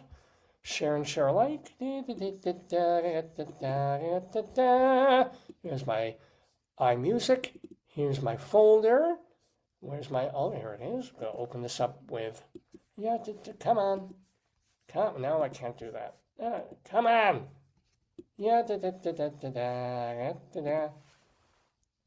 Without further ado or don't, please welcome Rabbi Sol. Oh, he looks so somber. He won't be for long. That's a promise. With Carla Ulbrich. Oh, shalom, my friends. Shalom, my enemies, too. This is your old pal, Rabbi Sol Solomon, founder and spiritual leader of Temple Sons of Bitches in Great Neck, New York. And, I said the B word. This is a naughty word. I'm talking to a clean person here, a clean-ish comedian, singer, songwriter, and quite a polished guitarist, if we do say so ourselves. She trained in classical guitar, and then Carla Ulbrich, who is with us, moved towards folk and pop, but got the most attention for her novelty music, which you heard on Dr. Demento, which played first What If Your Boyfriend Was Gone, and then she herself transmitted into What If Your Butt Was Gone, which I can't even imagine. I spend so much time every day on the toilet, I can't even imagine what that would be like. She's also been a regular performer on something called Moisture Fest. I have no clue, but sounds fascinating. And she has collaborated with wonderful people who have been on this program, like Sean Altman of Jewmongus and Christine Lavin and people like that. She's had some medical issues, but that has not stopped Carla Ulbrich from making music, from making comedy, and from being right here in the Daverhood on Dave's Gone By. So Carla, first of all, most welcome joyously to you. Shalom and welcome. Oh, thank you. Wow. Now with that build up, I can't wait to hear me. Right. It makes us want to hear songs like "What If Your Butt Was Gone" and and several songs that you literally wrote while you were getting over illness, including "The Colon," and we're not talking about punctuation here, and "On the Commode Again." Yes, not all my songs involve the rear end, but there was a theme there for a while. What percentage of your songs involve the tuchus? Maybe 2. Two. No, there's almost a whole album of things that were, yeah. Well, there's an album of all medical stuff, but only 2 of the songs are about the rear. There's "What If Your Butt Was Gone" in the colon, and "On the Commode." Okay, 3. 3 out of 10. Out of that Spanish album. Inquisition, 3. No, wait, there's 4 songs. Okay, well, and then the reprise and the remix and the radio edit and the videos, of course. No. Yeah, no, absolutely. So, I don't want to necessarily start with illness, but I'm Jewish, so I will. So you were very sick. You had a stroke. How old were you when you had a stroke? 32, I think. Was it genetic? Why the hell would someone who's 32 have a stroke? Well, I had uncontrolled high blood pressure. Didn't know it. You can just not know that. It's not something that's obvious. So, and kidney problems. Did you realize, when did you realize that your kidneys were having trouble? Well, I started to have some symptoms like the holding fluid in my legs, and I went to the doctor after the stroke. I went to the hospital actually, and so I went to a whole bunch of doctors and parade of doctors every morning. You wake up and there's like 7 people surrounding your bed. It's a teaching hosptal, so you get 7 doctors. I have a teaching synagogue. People come to me to see what not to do. They're leading by anti-example, serving as a warning to others. Yes. Yeah. Well, I could give you one of these rear end songs, sampling, if you like. Please. Okay. I'm just hoping the guitar will play, because sometimes with Zoom, that sounded good. Sounded good? Okay. All right. So originally, the first song that ever got played of mine on Dr. Demento, which, by the way, Dr. Demento just had his birthday, turned 85. Mit Mazel, mit Glick. Yeah. And there's pictures of him still all over Facebook, because he's always being taken to lunch or honored. So I was scared, quite honestly, when he stopped his show last year. I thought, he's got the big C, something's going on, he can't do it anymore. No, he just wanted to stop and enjoy retirement, God bless him. So, anyway, I'm sorry, please. He certainly earned it. He's like, 53 years or something of making his show? Yeah. So the first song that ever got played of mine, that he ever played of mine on the Dr. Demento show was this one. I'll just do a little bit of it. I was just wondering, hypothetically, what would you do? Theoretically, if something should happen accidentally or medically, what if your girlfriend was gone? If she died in a fire from a broken light fixture or happened to swallow a poisonous mixture, would I find my way back into the picture if you were suddenly alone? Would you call me up? Would you write me a letter? Would you tie a message to your Irish setter? Try to get through so we could be together? What if your girlfriend was gone? I usually stop here and say, people are like, why isn't this song a huge hit? And I am too am baffled by this, but they also think, Carla, don't give up, just keep playing the song. Don't change a word of it. And I really appreciate the encouragement that I get from people, but it's too late because I've already rewritten the whole thing during my stay in the teaching hospital as a patient. I lost a little too much weight. All better now. And these words came out. I was just wondering, hypothetically, what would you do? Theoretically, if something should happen accidentally or medically, what if your butt was gone? If sitting in a wooden chair felt like tax and you found you had nothing to hold up your slacks because instead of a butt now you just had a crack, something would have to be done. Would you write Dear Abby for advice in a letter? Put a cushion in your chair to make you feel better? Try to fatten up with brie and cheddar? What if your butt was gone? If sitting in a wooden chair felt like tax, I already sang that part, didn't I? You can sing it again. Butt, as you know, could be curvy or flat, dimpled or pimpled, skinny or fat, just like an opinion. Everyone's got one, but what if your butt was suddenly not one? If something should happen, hypothetically, what would you do? Theoretically, if something should happen accidentally or medically, what if your butt was gone? Would you call me up? Would you start confiding how you tried to make it grow with fluorescent lighting? How you had to give up horseback riding? What if your butt was gone? Would you realize there's a good selection? Shopping for clothes in the children's section. Go to your closet, make a commotion, take out your pants and throw them in the ocean. Now normally, I would say sing along, but it doesn't really work on Zoom.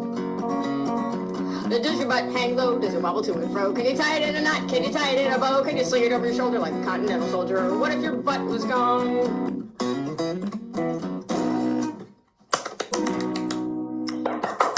Carla Ulbrich with not one but two iterations of one song.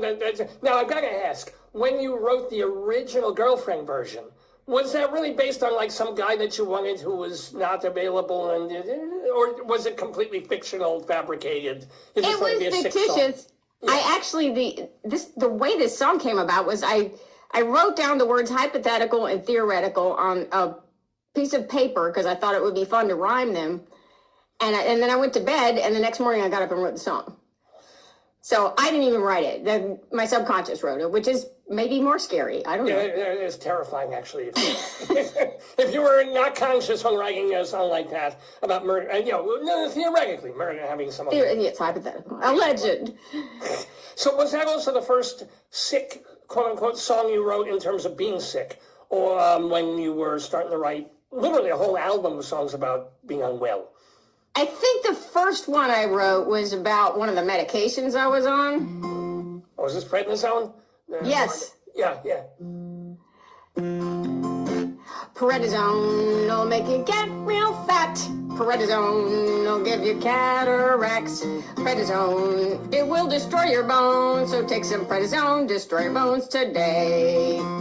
Prednisone, your moods are up and down. Prednisone, your face is big and round. There it is.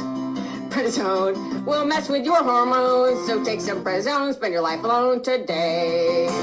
I got that from my babysitter. He used to sing us Comet will make your mouth turn green. Oh. I mean, when I was a kid. I don't have a babysitter right now. I probably should have a babysitter right now, but I don't. Oh, you have kids. Mazel tov, mazel tov. No. Well, thank you, but no. What I mean is I need a babysitter. Don't we? Well, you are married. You are married actually to another musician by the name of Joe Jacoya. What is it like having two songwriter, singer people? Do you vie for attention? Do you work together? I know you play sometimes together in concerts. So what is it like being married to another artist? Well, it's actually pretty great. He is sort of my muse. He says he has a day job. Okay, so he's not doing right now. He's also in grad school for audio technology at NYU. So is that too much personal information? Don't stalk my husband. So we met at a songwriting camp, and we were both a little twisted, so we really hit it off. And he went back to the Bronx. I went back to South Carolina. We're like, well, this isn't going to work. We'll have to compromise. So I moved 800 miles, and he moved 30. And seems about right. And we've been in New Jersey ever since. Now, how many years? How long have you been together? We have been together since 2003. Oh, so he was also there when you were undergoing all the medical. I moved up here right after that. So we're talking about 20 years ago more that you had the. We met, and I didn't immediately move up here. Right. There was like a little span of time where we just stayed in touch, and then. But you were how well are you now? You seem completely healthy and happy and all this. Yeah, I'm pretty good. The kidney thing is chronic, but it's totally under control. So what is your function? I'm just kind of curious, like 20, 30, 40, 50%. What is, or do you not even monitor the thing there? Yeah, I don't have an exact number. They give me like creatinine numbers and blood numbers. It's really like a bunch of jargon and blah, blah, blah. But I'm just like, it's a little bit up, it's a little bit down, it's a little bit up from last time. It just stays where it is. But it's never gotten bad enough where I had to get dialysis. It's always been, good enough to not have to make that. And it's not in your near or even distant future per se. Just curious. I mean, you're Yeah, is this something that's there? It's chronic. It's annoying. You have to drink a lot of water, and you're good. Thank God. Yeah, I keep I walk 3 miles a day, and I have a bunch of foods I'm allergic to that I don't eat. Ooh. So I'm a real pain in the rear when I go out to eat. What are you allergic to? What is Carla Ulbrich allergic to? Peanuts or is this all? I can eat all the peanuts I want. That doesn't bother me, but I am on a gluten-free diet. Throw away the bread and the beer. Gluten-free diet. Nothing left to eat in here. It's, the gluten-free diet. Also, no dairy and no shellfish. So I'm pretty close to kosher, maybe. I know, I was just saying, except matzah on Passover, you can. You have the gluten-free matzahs, they make that now. It's basically mush on a pile, but still, you can eat this now with this spelt. They make matzahs out of spelt. I don't know if you knew this. Interesting. No, I didn't. I did not know that. Yeah, few people know it. Even fewer people actually care. But yes, this is the truth. So let me ask you, how you do go on tour, or do you generally tend to stay local? How much do you travel as a musician? Because it's the only way to make any kind of living as a musician is to perform live. Yes, I'm mostly sticking to regional stuff now, in the Northeast, New Jersey, Eastern Pennsylvania, New York, Connecticut, Long Island, all that. Occasionally down to Delaware and Maryland. But once in a while, if I get like a batch of shows, then I'll go to Florida or Texas or Illinois or even Los Angeles. But it has, it's just here and there. I'm not trying to like live in my van like I did at one point where I was just like out and gone for 6 or 8 weeks straight. I have ADD, so I'm like leave a trail of stuff behind me everywhere I go. Do you have literal ADD, or you're you're goofing? No. They didn't diagnose us with that when we were kids. The diagnosis back then was scatterbrained. Instead of Ritalin, we got ridicule. I've already forgotten what I just asked you. So, good. Yes, right. So, but still, does that help or hurt? Or does it have any effect on when you write songs about, the way that you're psychologically made up? I'm kind of wondering about that. The ADD? Yeah. Oh, I think it's great because you have no limit on the number of things. ADD people have like way more thoughts per minute than other people. And so we're generating all these thoughts, and that means we're not just going to come up with the same thought that everybody else is going to come up with, right? We have a lot more things to pick from. I mean, that does make sense, especially when you're a quote-unquote comedy novelty songwriter. You have to see the world in sort of a skewed way. So let me ask, what is the most recent, you don't have to play it, but what is the most recent song that you've come up with that's sort of off the beam a little bit? Well, I just wrote a parody of Have You Ever Seen the Rain? Which is about... Creedence, right? Yeah. Creedence Clearwater Revival, wasn't it? Yeah. Yes, John Fogerty, yes. And it's about conspiracy theories. Okay. And yeah, it's called... you can play if you want to. I wasn't trying to stop you. I don't know if I know it. You don't have to. Yeah. I just finished putting it together, so I don't know if I know it yet, unless you want me to go over to the other side of the room and get the piece of paper. But well, you'll do other songs, but I am curious about that because we should say that Carla is working on a new album. She laid down a couple of tracks in January. There's going to be more work on it in June, and maybe by the end of the year or next year you'll have a new album. Does your album have a theme, or is it more going to be a collection of, askew songs? Oh, it'll definitely be all askew songs. One of the themes that seems to be popping up is just being married and living in suburbia. Right. That seems to be reflecting reality, I guess. All right. Hey, that's Amy Rigby territory, too, so that kind of works, Let me also ask, then, when you first started, how young were you or old were you when you first picked up a guitar and realized, oh, I'm good? I don't think, I'm still waiting for that part. You studied, that's humility, but you studied classical guitar. You were, I did. I decided, or whoever, yeah. I decided when I was 4 that I wanted to play classical guitar. And I realized by the time I was about 28, I was like, this is too much work. So I, just decided it took you all the way. Did you like apply to Juilliard? Did you have any of that sort of? Honestly, I didn't. I'm from a football town, so I didn't even know Juilliard was a thing. I never heard of it. I hadn't heard of Berkeley. I'm from South Carolina. We're pretty far away from Juilliard or Berkeley. Or they do have the internet in South Carolina and indoor plumbing. Not at the time. Yeah. Not when I was 16 or 18. There was no internet at all. So. Oh, you seem a lot younger than I thought you were. But okay.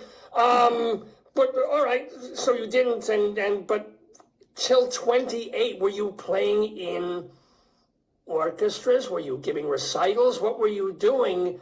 Oh, I did get a bachelor's degree in classical guitar. And then I did what most people do with a music degree, and I got a job selling luggage at the mall. Oh, okay.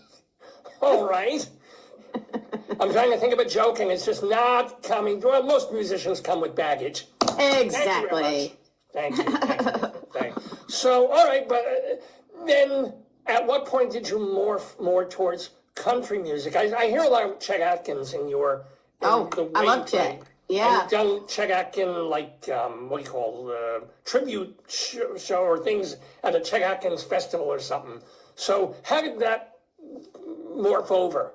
Let me think a second. I started writing songs when I was in college, and my friends were like, I only played for my friends because I thought my songs were so weird that I didn't want to play them in front of other people. But my friends liked them. And then I would sign up for an open mic, and then I would run away and not do it. So it took me a little while to come out of my shell. But I was writing all this stuff, and my teachers did not like that at all. They're like, you need to be practicing. I'm like, I'm practicing. I'm doing my real music as well. But they didn't want me to be doing that sort of thing and sullying their practice rooms with music that people actually like. So anyway, that in college is where I studied, where I started writing. I studied as well, but I was writing my own songs. That's where I started doing that. Wow. And so what was your first novelty parody song? Do you remember? Again, if you don't want to play it, but what was it? That's a really good question. I mean, the first one that got played, I already played for you. But I don't know what the first funny song... We used to write funny songs about our teachers in college. I don't remember any of them, but we had kind of like impressions of each teacher that was set to music. That makes... All right. It makes complete... So when you were 28... a light bulb, it's like when a dancer turns 30 and they haven't become famous. It's like, I'm either going to choreograph or I'm going to sell luggage. By 28, you decided what? Well, I found the world of folk music. That's what changed everything. And I met Joe, and he showed me around the world of folk music. And that's... I'd say that's what changed things as I started meeting all these people who wrote their own songs, and somebody suggested I send my music to Dr. Demento, and I did, and so that's what I started finding more of my people, the similar artists and the people who like to listen to those kinds of artists. So that definitely Dr. Demento opened a lot of doors for me to meet more like-minded people, as he did for all of us. Oh, yeah. I mean, your music has also been on Sirius XM, and I think you have on PBS at some point played some songs of yours. But Demento is really that initial, opening the door, calling card, a la Weird Al, a bunch of other artists, of course. So what is it, I mean, when you do a full-length concert, are there any serious songs that you sneak in there, or it's all just for variety? Did you ever write a serious song and say, I'll never be able to do it because everybody expects funny? I do sometimes slip in a serious song or two. Usually the serious songs still have a little bit of that skewed viewpoint, and I wrote one somewhat recently about the Archie comics and how, it's just talking about looking back on reading those comics now. It's like, this is kind of a weird message to be giving kids, right? With this love triangle, that we're okay with this love triangle. For 80 years, this triangle has been going, right? So it's still kind of like looking at it humorously, but it's a semi-serious song making a point like that. It's not a laugh a minute or a laugh every 10 seconds or whatever the rule is with comedy. That it's got less laughs per minute, but it's still kind of. See, nowadays they'd be a leather thruple, I think. They would just, they would really just toss all convention to the wind.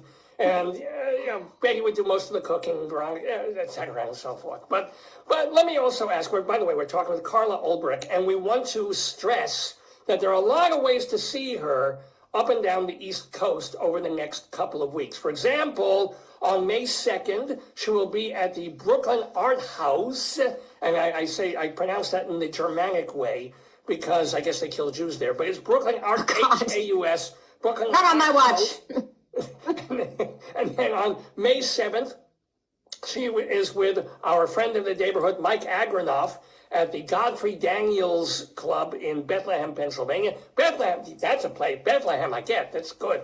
May 20th, she's with the wonderful Christine Lavin, also Buskin and Bateau, and one or two other folks at the Club Passim in Cambridge, Massachusetts. And then the big one, the one that we really want to stress, and also for people from New York, Long Island parts, on June 13th, Saturday night, she will be part of the Long Island Comedy Festival happening at the Argyle Theater, which doesn't suck.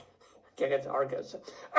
Babylon, New York is where the hell that is. It's the Long Island Comedy Festival, June 13th. Plus, you also, we're not going to go back to the sickness thing, but you did write a book that I guess is still available called How Can You Not Laugh at a Time Like This? Because people will ask you, sick or not, or even just the crazy times we're living in. In fact, I even wanted to bring this up, that when Tom Lehrer was asked again and again, why did you stop writing songs in the early 1970s? And he said, well, because things weren't so serious, it wasn't funny anymore. And it's like, that excuse always seemed like bullshit to me. So, what are your thoughts about writing crazy, funny parody and non-parody songs in crazy times or sick times? I think it's cathartic. I will say, like that whole album called Sick Humor, I wrote during a very dark time. And so the writing for me was a way to take my power back and to laugh about something that is, otherwise just so serious that you can't stand it. Look at the movie also, is it called Life is Beautiful? Yeah, well, yeah. And he's using humor to survive a concentration camp. Not to bring that topic up repeatedly, but if there's a Jew in the room, we should have been talking about the Holocaust 2 minutes ago. We're late. I usually have to bring it up when the first 10, like every Jew. It's like, we haven't mentioned Hitler. Gotta mention Hitler. Now we have. Good for you. But yes, you have to, even in the Holocaust, there were jokes. Yeah. Yes, and he was finding the humor and entertaining his child that he was hiding in the camp. And it was the humor, it's easy to laugh when everything's great, but it's more important to laugh when it's not, I think. There's all these studies. I used to go to the conference, the Association for Applied and Therapeutic Humor, and they talk about the health benefits and the psychological benefits of laughter.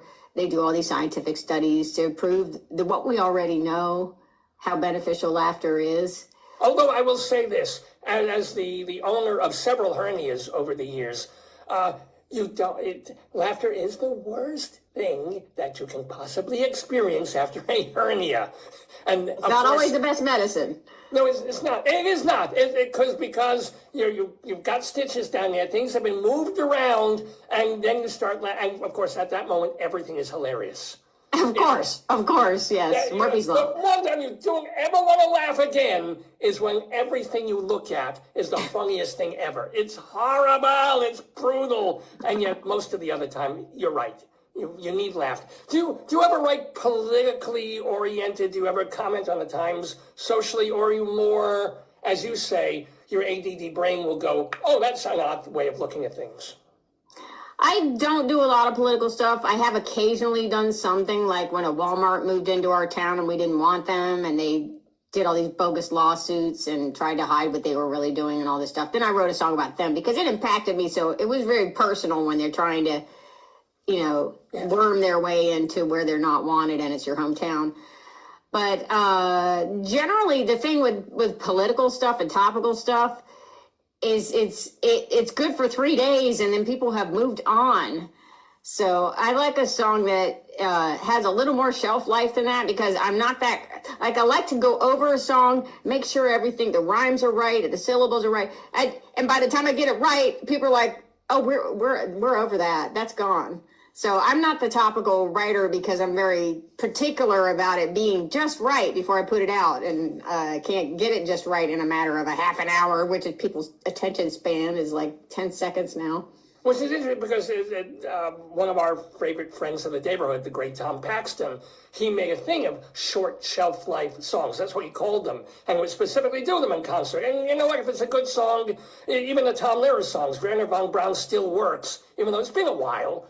Since he's been gone. So I'm up and down on that. I think a good song, even if it feels stuck in the moment, can still work. Sometimes, yes. But there's also a lot of people already doing it super well. And I just like to put my energy on evergreen stuff. But every once in a while, I like when Dick Cheney shot a guy in the face. I had to write a song about it. Yeah, as did we all. So... By the way, I do want to take issue with you over one thing, Dad, that you bill yourself as a clean comedian. It's on your website. It's like, you want to hire a clean... Does that give you leeway to be pretty damn dirty? Because you've got a song about missing a tuchus. You also have a song where you use, unbleep, the word asshole. And you've got another song about the F word, although you bleep that. But everybody knows what the hell you do. You're as dirty as Benny Bell. Even more so. Now, first of all... What was the first complaint? The butt. The butt is not dirty. It is after I use mine. But here's the thing, and the A-hole song, I wrote that on a dare, and I tried to bury it, but it's the internet, so what can you do? Yeah. And the F word, I always bleep it. And I've had conservative preachers say that is the funniest song they've ever heard. They're not offended by it. But the butt, I can sing that song to a 3-year-old and nobody gets mad. Well, yeah, all right, it's a tuchus, and you're not literally, it's a tush. It's cute. It's funny. We're not defiling the tuchus. We're just talking about it hypothetically disappearing.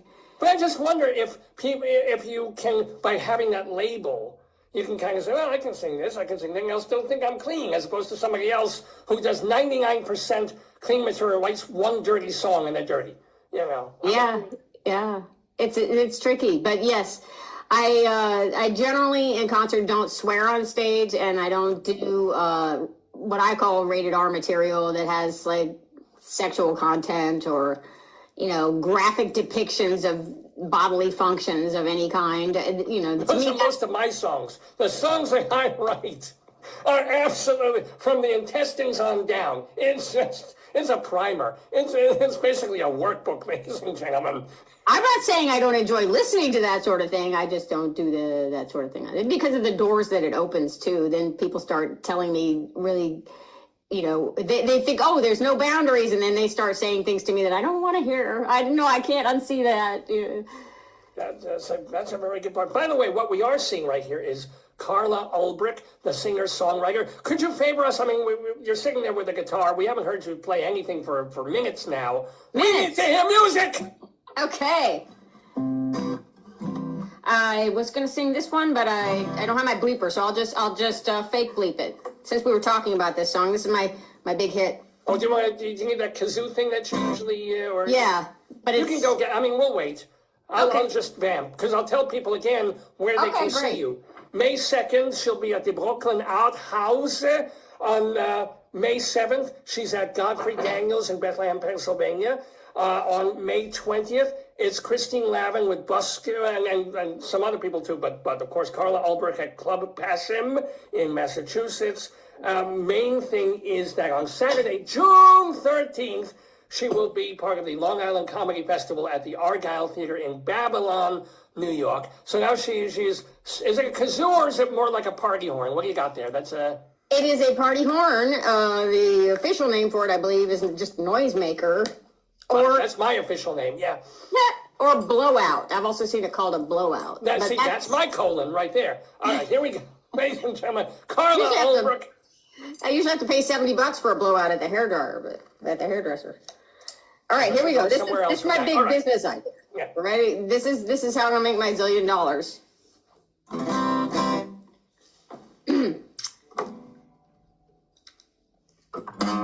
Here we go. If I had the copyright on the words, I'd say this job and yourself, you dumb. No need for hard work and no need for luck. If I had the copyright on the words. It's filthy, it's nasty, unseemly, and vile. That all may be true, but it's so versatile. So often deleted, this fine expletive is a verb, a noun, and an adjective. If I had the copyright on the words, I'd have no need for dadgum, dang, darn, shoot, or shucks. Four-letter word usage is perfectly honed. I could retire on New York alone. Where they say, motherfuckers don't give up. They give joking, hey, what the? Those will fuck you, so don't give up. Quit fucking around or you're gonna get. If I had the copyright on the word.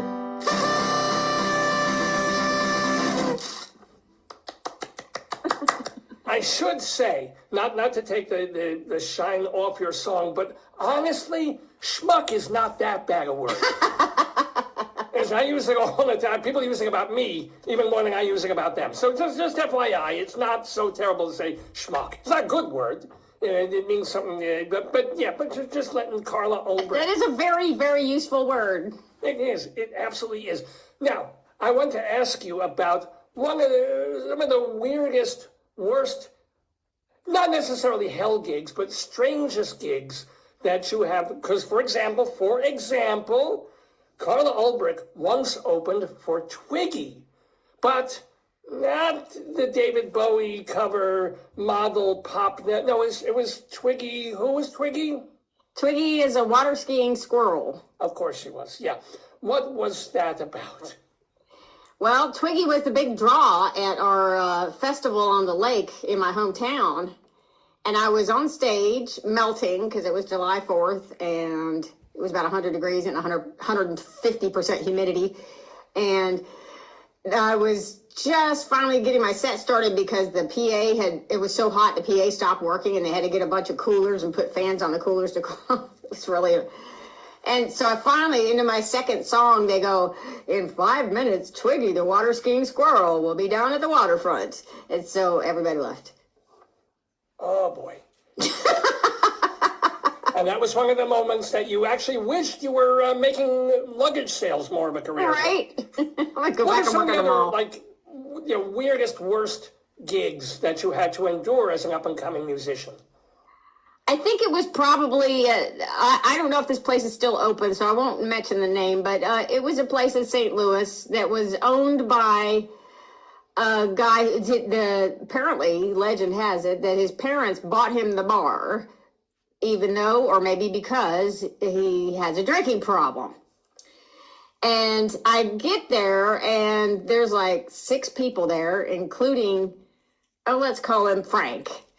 It's not his name, but Frank. So Frank's behind the bar, belching through my entire first set. And I look around, and hanging from every fixture on the ceiling are ladies' bras and underwear. And at the end of the show, he goes, well, let me show you where you're going to sleep tonight. And it was a futon in his apartment. I said, oh, I didn't tell you. I already have other plans. And I slept in my van. Oh, well, yeah. Your bra could have been, your bra could That's be hanging in right. St. Louis right now as like a Calder Mobile sort of thing. It would have been, yeah, wow. Yeah, my SpongeBob underwear could have been right up there.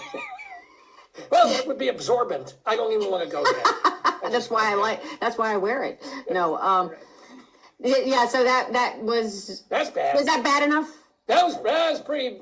So I'm going to spin the question around. And what was the most profoundly great, wonderful concert experience that you've had as a performer? Oh, I should have studied. Well, one of the transcendent places I used to play was the Moisture Festival, which we were talking about right before we started this chat. And it's in Seattle. And it really is a magical festival. If anybody listening is ever out in Seattle, it runs for 3 or 4 weeks in March and April every year. And it has a sort of a variety, almost a circus feel to it. And like vaudeville, every act has about 8 minutes. And so you get out there, I can usually squeeze in 2 songs in the course of 8 minutes. And sometimes we do 2 shows a night, or 1 in the afternoon, 1 in the evening. And it really was like being part of the circus. That you've got contortionists, aerial acts, jugglers. There's usually only 1 musician per show. And, so I'd be the only musician there, except for the house band, playing people on and off the stage. And I'm trying to think what else they have. Sometimes there's a comedian. And it's just a bubble act, a guy who can make all these different... Oh, gotta have that. No, but it actually sounds like a comedy fire festival. Well, not a fire festival, but it sounds, it's like South by Southwest without the anti-Semitism. So I'm basically all for it, actually. The Moisture. But are you going to be there next Moist Fest in... I don't know. They haven't really started booking next year's, but I've played it 5 or 6 times, and it's just terrific. It's just lights up your soul. I think it's a really wonderful event. It's pretty far for me to go all the way across the country to do it, and they can't really pay a lot because it's a shoestring budget, but it really is a wonderful experience for the audience and the performers. And when you're there, you go see you stay for all the other acts, and you hobnob, and you... Absolutely, we have a little seating area off to the side of the stage where all the other performers watch whoever's on stage at the time, because that's at least half the fun. It's like the ADD Edinburgh, basically. Yes. Yeah, there it is. Yeah. By the way, we're talking with Carla Ulbrich here in the Daverhood. Just have a couple more minutes with her. Just so delightful hearing about your life, hearing about your music. Are there 1 or 2 songs, they don't have to be comedy songs, but they could be, songs by other people that you would give anything to have written? I'm sure there are. I know more than once I've said, oh, I wish I'd written that. And I can't think, I'll tell you who some of my favorite songwriters are. Oh, I just thought of one that I wish I'd written. This guy, Rob Paravonian, he lives in Brooklyn, and he was for a long time hosting a once a month comedy show at QED, which is a really great little club in Brooklyn. And he wrote this song called Pushing Band Candy. And it's about how you had to sell stuff. If you're in the band, you have to sell stuff in school. And they were selling candy, and how basically that taught him how to be a drug dealer. He's not a drug dealer. No, it's fiction. He's not. But that's where the song goes. It's fictitious. That's funny. Yes. But Yeah. like, when people come to see you, do you carry like CDs with you? And Yes. So everybody. What are some of the recent CDs? There's Twang was your last one in 2022. Is that the one that most, or can they get? That's the most recent one, and that was pretty country. So I'm going to go back to the more eclectic way that I write songs. That the style of the song is not going to be one style like all country. It's just going to be whatever suits the song. Right. Like this feels like might be a blues song, and this one's a jazz song, and this one's it's just going to be whatever makes the song funniest and suits the lyrics, puts a picture frame around the lyric. You pick a picture frame that looks good with that picture, like it's like that. Yeah. So just going back to just suiting the song, and don't worry about having a theme. Well, that's one of the beauties of novelty music, is that people expect it. They don't necessarily, I mean, I'm sure, as a country album, fine, but if it isn't, people are just like, oh, and with parodies, if they're familiar, it's not like all Alan Sherman songs sort of sounded the same because he had the orchestra, but he was plucking from all these different kinds of genres of music, as it was Tom Lehrer, occasionally, not to mention Weird Al, of course. So, is there... Actually, let me ask you, in terms of seeing concert performances yourself over the years, was there one that rocked your world, made you want to perform, seeing somebody in concert, some legend, or someone not legendary, that just was like, oh. Yes, I used to go to the Chet Atkins convention every year, and I saw Chet. I couldn't believe how funny he was. He's actually got a very dry Southern wit. Well, I know he's no longer with us. I talk about people who've passed away as if they're still here, but I sort of go back in time and I'm just like, what a dry wit, what a truly a country gentleman. I can see why they called the Chet Atkins model of the Gibson guitar a country gentleman, because he really was. And he was funny, but he was also excellent. He didn't take himself too seriously. His humor could be sometimes self-deprecating, and one time he got on stage, he had forgotten his belt, so he took his necktie and wore it as a belt. And then he had to admit it, of course, instead of trying to play it off. He just humble and seemed to really just love the world that he created for himself with the music and being someone who was so integral to the Nashville scene and really helpful to get other people, give them a leg up, other talented people. So I really I felt like he had the whole package, that he was funny and talented and didn't take himself too seriously, and that he was also very kind. How do all those things, who else does that describe? Ooh, I think that describes Carla Ulbrich, ladies and gentlemen. Get her book, get her CDs, we're going to ask you to play one more song, of course. But before then, we want to remind you that on May 2nd, you can see her at the Brooklyn Art House doing a pair of songs there. On May 7th, she'll be with Mike Agranoff at the Godfrey Daniels Club in Bethlehem, Pennsylvania. On May 20th, she's part of, what's the name of the group? Christina. The April Fools. The April Fools, who are playing in May, so. Two places. We're playing Club Passim and the Harvard Club at the Cotuit Art Center on Cape Cod. It's going to be so fun. Oh, and that's in, May 20th, is it the same day? May 20th is May 24th. May 24th is also, so if you missed them in Cambridge, at the other Cambridge and the Harvard thing on May 24th, right? And you've got... Cambridge on the 20th, Cape Cod on the 24th. Cape Cod on the 24th, sorry, yes. And then on June 13th, Saturday, especially for all our New York viewers, it's at the Long Island Comedy Festival at the Argyle in Babylon. And that's a full concert, like a full hour. I'm part of a whole lineup of comedians. Oh. He usually does all female lineups. It might be called Mom's Night Out or something like that. Even though I'm not a mom, don't tell anybody. Only the people who are listening, they won't, I assume, when we first started, I asked about children. You don't have, your songs are your children. Yeah, and my kidneys. I gotta take care of the kidneys, Yeah, well, take care of our ears, please, Carla Ulbrich, by singing one more song of your choosing as we take you sadly out of the Daverhood. We hate to let you go, but give us one more joyful bit of music, please. I don't know how joyful this is, but I think it's very relatable. And I just want to thank you while I have the opportunity. It was lovely chatting with you, and talking with you, and getting to know you. And thank you for sharing me with your folks. We're the three people watching. Yes, absolutely. Yes. You're most welcome. Hello. Well, I got something that I need to confess. All week long, my house is a mess, but someone's coming over and the place is a sight. I got to get it together, got to do it tonight. I'm cleaning for the cleaning lady. I'm cleaning for the cleaning lady. No one else on earth could have made me. I'm cleaning for the cleaning lady. Yeah, I tear through the house like a hurricane, and I clean all the gunk and the hair from the drain. Got my stuff put away, no more clothes on the floor.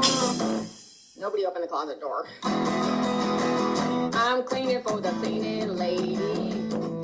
I don't rake the yard for the lawn guy. The plumber seen the bathroom all cruddy. I don't straighten up for the handyman, but this is not just anybody. I'm cleaning for the cleaning lady. I'm cleaning for the cleaning lady. You do it too, so don't you call me crazy. We're all cleaning for the cleaning lady.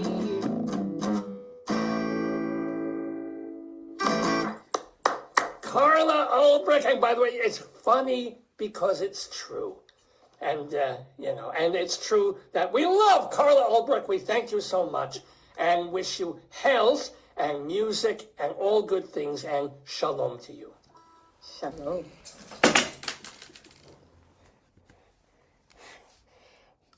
Let me stop the share on this. Carla Ulbrich in the Daverhood, ladies and gentlemen. Here, what fell? Something fell when I sat down at the desk here. Something fell over on the thing, but it's fine. Nothing broke, I hope. Anywho, thank you so much to Carla, whom we contacted directly to come to us and visit us on this May 9th, 2026, on the 1031st episode of the Dave's Gone By Facebookio Podcastio Programmio of the stream that we're calling Brick by Brick in her honor. I guess we could have called it Sol by Sol in Rabbi Sol Solomon's honor, but that wouldn't have made nearly as much sense. But thank you so much for watching. If you want to see that again, if you have people who, you say, oh boy, my friends would have really liked that. They didn't know she was on, they didn't know about the show. Just tell them, just guide them to our website, davesgoneby.com, for all the archives where this show will be. Within about 24 to 48 hours, we'll have this show up on davesgoneby.com. It'll also, of course, be at our other archive site, archive.org, as well as the audio on castbox.fm. That's a podcasting site, but it's audio only, castbox.fm. And more recently, we've started putting all our episodes, or as many as we can, bit by bit, on Spotify. And so all these places, just look for Dave's Gone By, and we're throwing up our newest episodes as well as our archives as well. So lots of different places that you can see and hear episodes of Dave's Gone By, as well as YouTube too. We have a YouTube channel. It's just that YouTube blocks a lot of our older stuff because of copyright on older songs. Anywho, I'm Dave Lefkowitz. My darling and adorable wife is here. You're all here watching the show. It's almost a quarter after 11 Eastern Time in the Daverhood. So, still to come is our Colorado Limerick of the Damned, as well as our Friends of the Daverhood.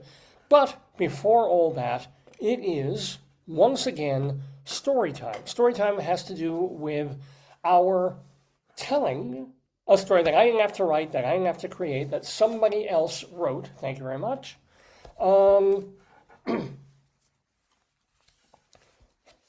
And this week, we go back to Tales from Maple Ridge, the story of Logan Pryce, who, by the way, makes a mess.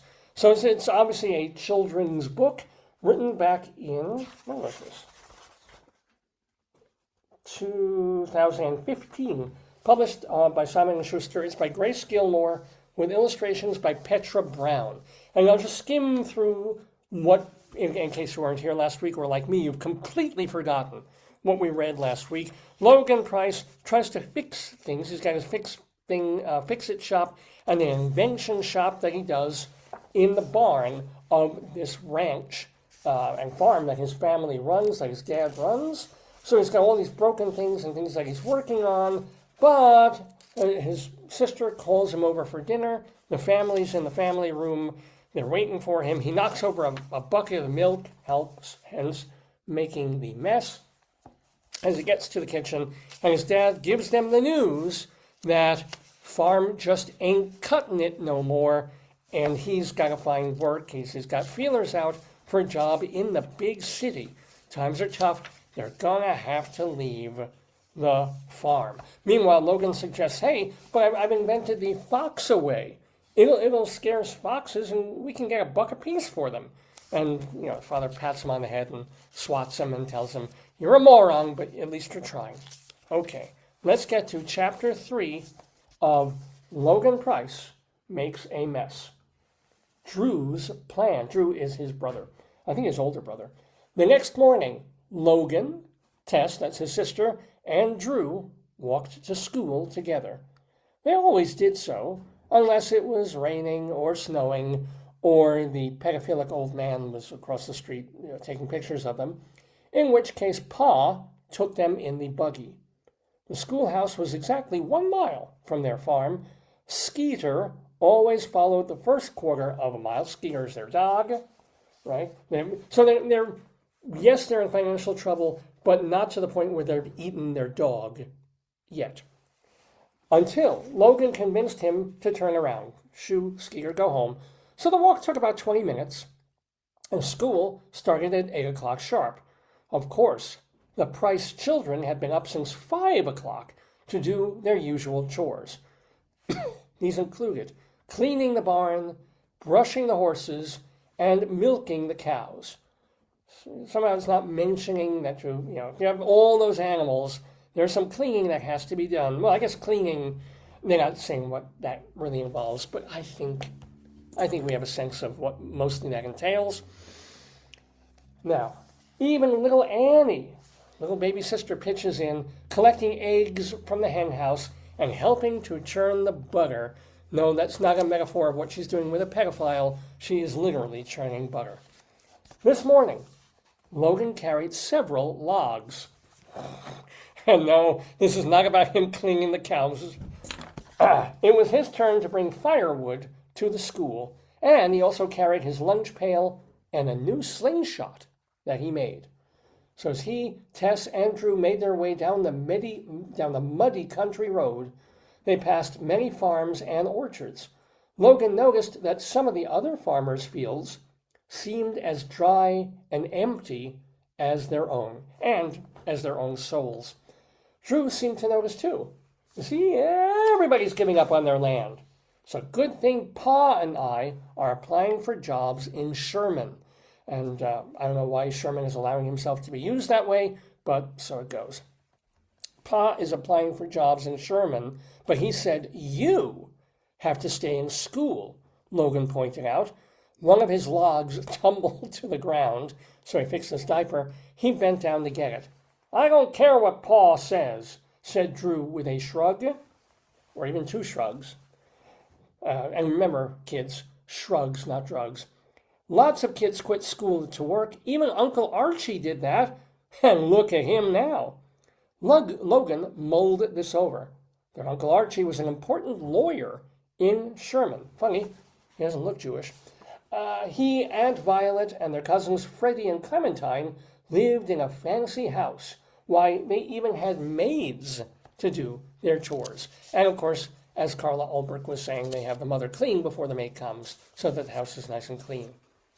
"I always have a plan," Drew went on. "I'm going to write a letter to the paper mill. I'm also going to write to Mr. Lambert. Maybe I can be an apprentice at his blacksmith shop." "What's an apprentice?" Logan asked. "That's when you learn a trade from someone," replied Drew, who then traded his sandwich for a jelly bean because he's not the brightest kid. Tess hugged her lunch pail to her chest. "But Drew, how are you going to travel to Sherman and back every day? We have only 1 buggy." "I have a plan for that too. I'm going to, go and catch some flies, and then we'll have 2 buggies. I'm going to ask Uncle Archie and Aunt Violet if I can live with them," Drew explained.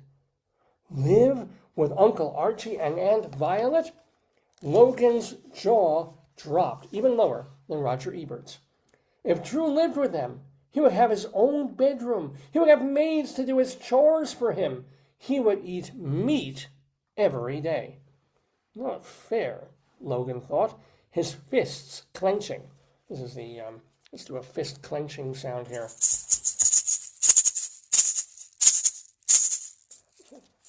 This time, all the logs tumbled to the ground.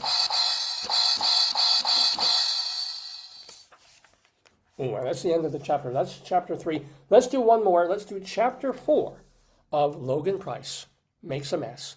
One of the tales of Maple Ridge. Now they get to school. Here's the schoolhouse, old-fashioned, pretty little ink drawing schoolhouse. At school is the chapter title. The Maple Ridge School was a small red building that sat on a gentle, sloping hill. Behind it were grassy fields for playing, trees for climbing, and a garden for growing fruits and vegetables.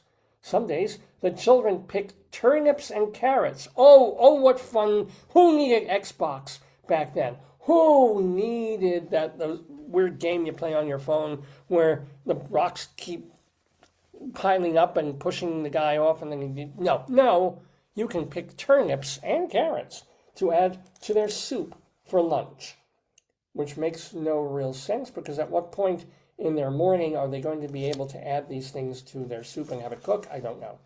Smoke curled out of the chimney as Logan, Tess, Drew, and the other students hurried into the one-room schoolhouse. Logan set his lunch pail on top of the stove to keep his stew warm for later, and he put his logs in a copper bin. He then took a seat at his desk. The boys sat on one side, and the girls sat on the other because this was an Orthodox Jewish school, and they even had a little curtain behind them where the pedophile couldn't see. The youngest children sat up front, and the oldest children sat in back. "Good morning, class," their teacher, Miss Ashley, said with a smile. "Good morning, Miss Ashley," the students replied in unison. Actually, they were in a classroom, but Miss Ashley was young and pretty. There you go. Not much of a rack, but she probably has a tush behind that. She had her blonde hair in a bun, and she wore a blue shawl, the color of cornflowers. Boy, oh boy. Yes, this is Americana long before. As always, she started the day with roll call. She said, "Is there a roll? Is there a roll here?" "No, you're a bagel. You're not a roll. Sorry." She read the students' names from a list to make sure they were present. And after roll call, she moved on to reading. "Tess, will you come up front and recite our poem for today?" Miss Ashley asked. "It's on page 29 of your reader," she added to the rest of the class. Tess rose from her desk and walked eagerly to the front of the room. She could be shy at times, but she was never shy about reciting or blowjobs. No, it's just... Tess opened her reader, which was a book full of short poems, stories, and essays. She cleared her throat and began to speak in a fine, clear voice. And this is what she's reading from here. Hope. It's not the Emily Dickinson thing. "'Tis hope that makes the midnight seem less black. 'Tis hope that in our hardest time inspires.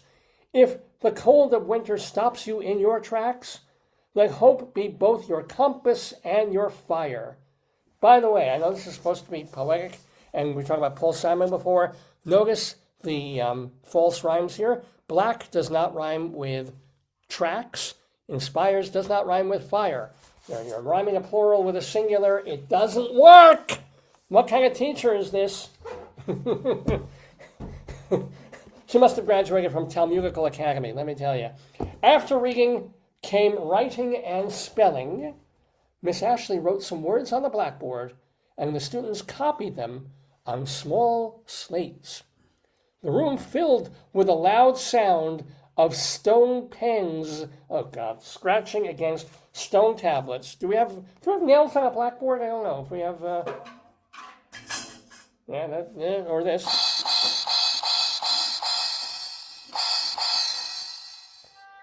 And everyone worked.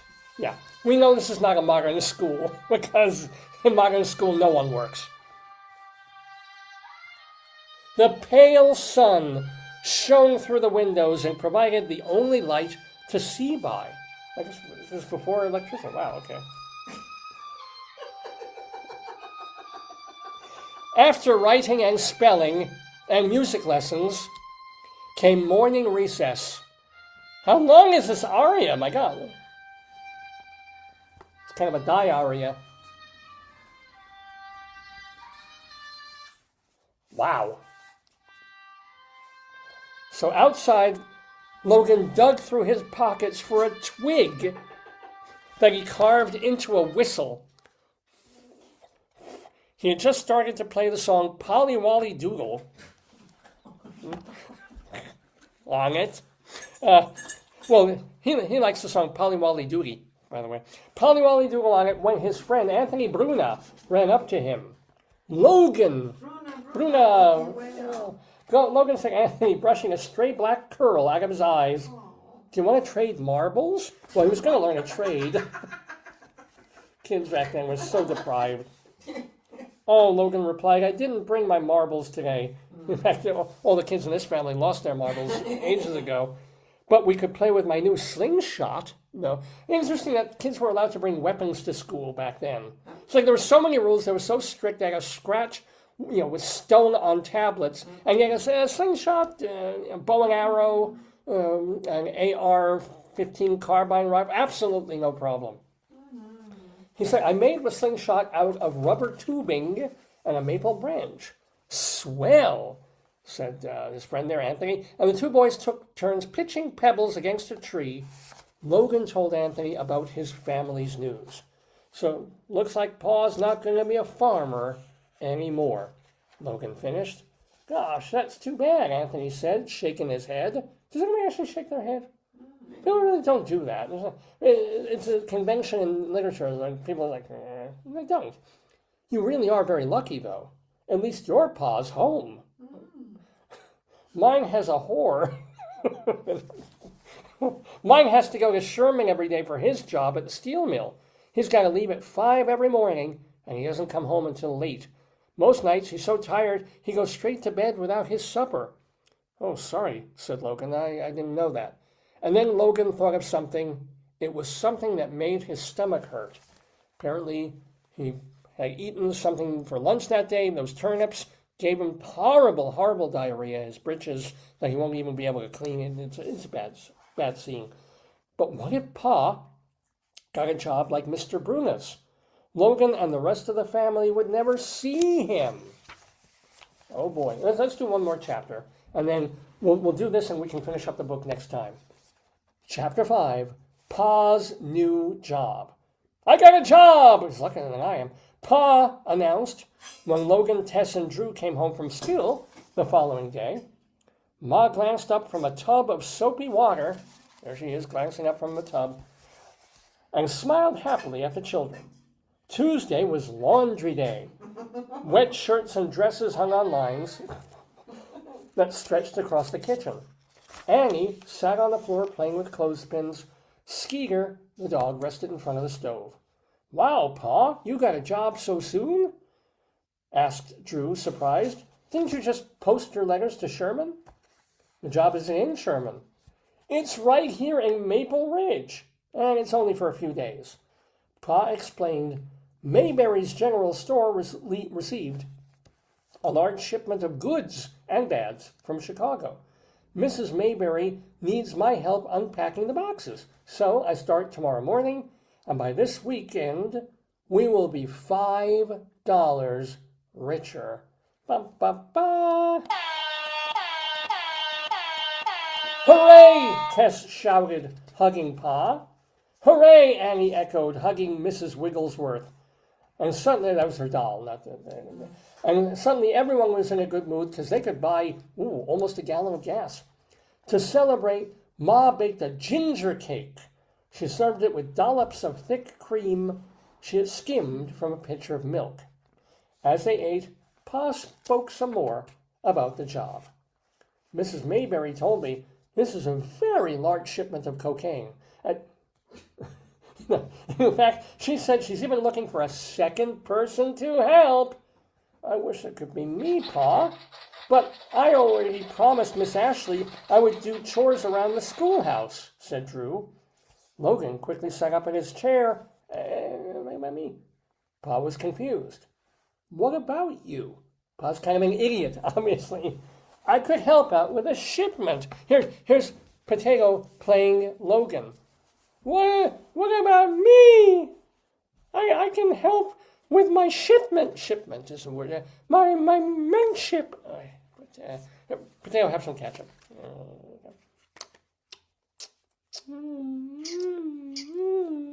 This is how he helps out. Oh, yeah. Pa rubbed his whiskers. Ma caught his eye and nodded.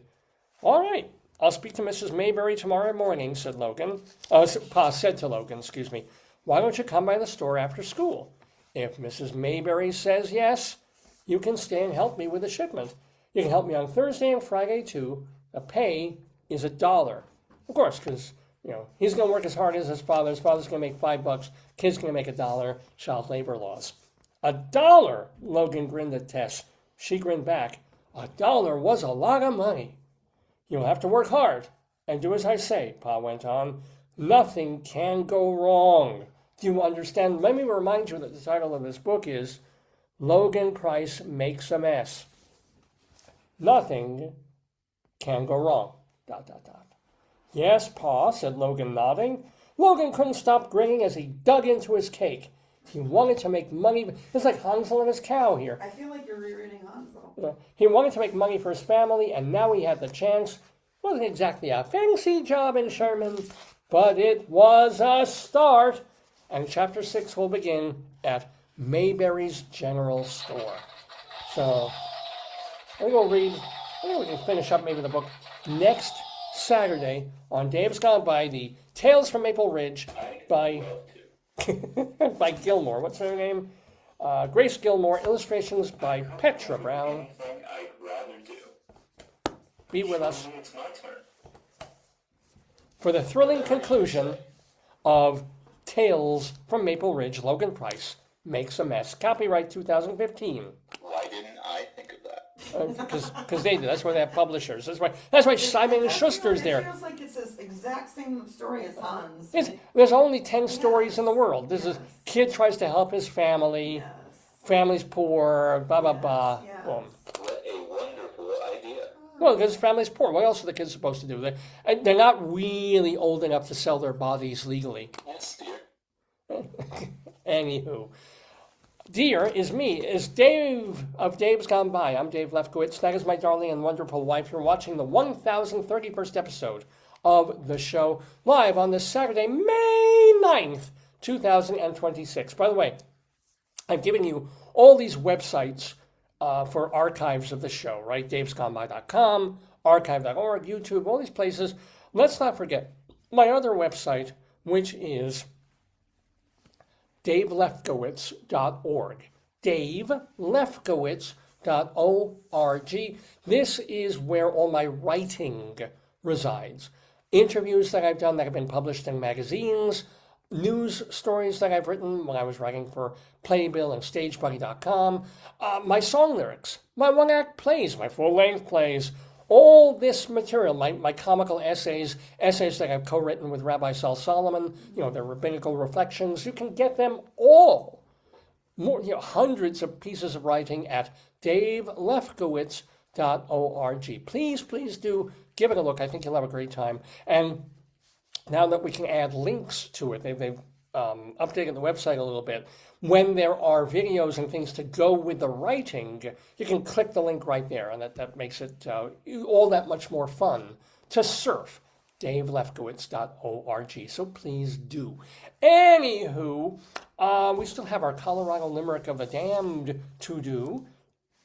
I'm wearing these nice white socks. I think it's been a while, hon. You know what the people at home, you see them every day, but the people watching this show haven't seen in quite a while? My bunions.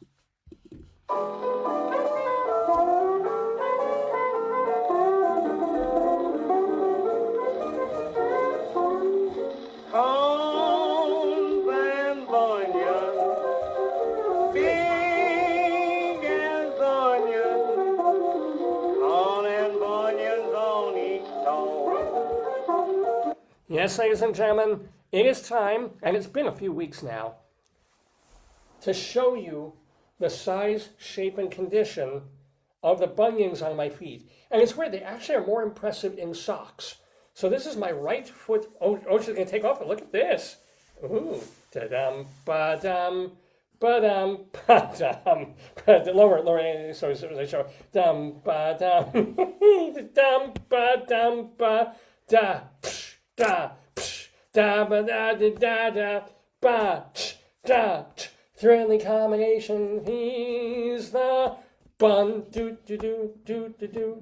See, look how red it looks. It's not as red in real life as it is on the camera, but this is the condition of my right foot bunion. Show them your eczema knee.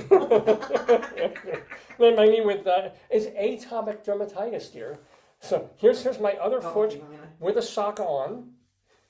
Sock on, sock off. That's sock.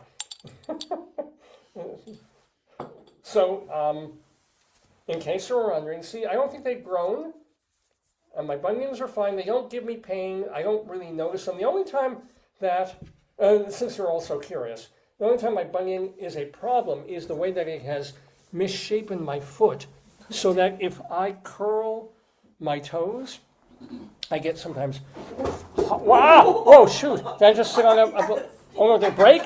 No. Oh. You just sat on a boat and went, look, and then you kind of squished Yes, that wasn't my ass, that was a balloon. Yeah, no, but I do get, I don't know what, at some point I hope it never really, because it's excruciatingly painful. My foot will go like, and it will lock up, and it's awful. But that's the only bunion-related issue that I have. So, ladies and gentlemen, that is this week's Bunion Watch. I've gotten, I won't say literally, I will say imaginatively, thousands of postcards and messages saying, Dave, it's been a while since you've shown us your bunions. Do you still have feet? Because all we see you when you get on camera is from the nipples up. We don't even know if you have knees. So you have seen that I do still have knees, thank God, and feet. And the feet still have giant, almost like pearl onion bunions. And I'm very proud of them. I wish I didn't have them, but, I guess I would miss them if they went away. There's times I feel like I almost have grown so accustomed to my tinnitus that, and what would it be like if I no longer, it would be wonderful. But I'm like, oh, my tinnitus is here. I woke up this morning, I'm alive. Okay, so my ears ring. There it goes. At some point, it'll be something else that goes on me. Hey, my giant cancerous wart. Hi, fella.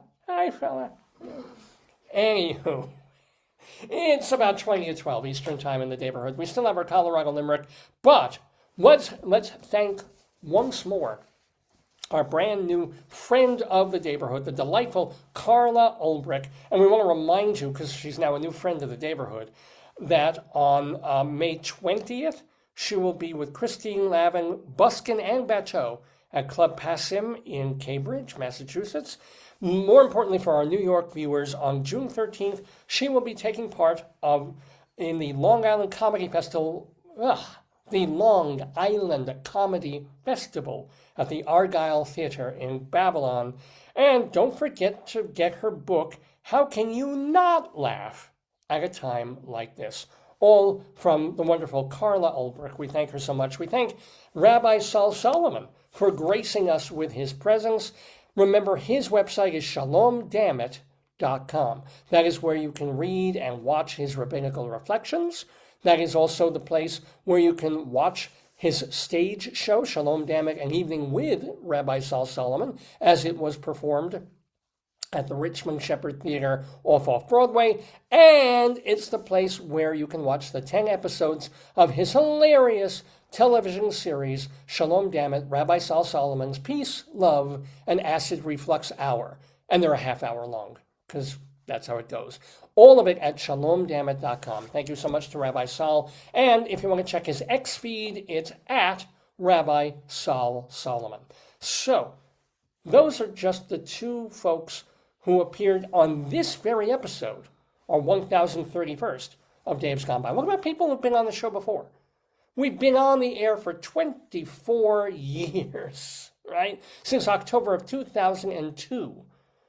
lots and lots and lots of people have come to the Daverhood, have graced us also with their presence. And even when they didn't bring presents, they showed up. So what about them? We think of them as friends. We think of them as family. What are they up to now?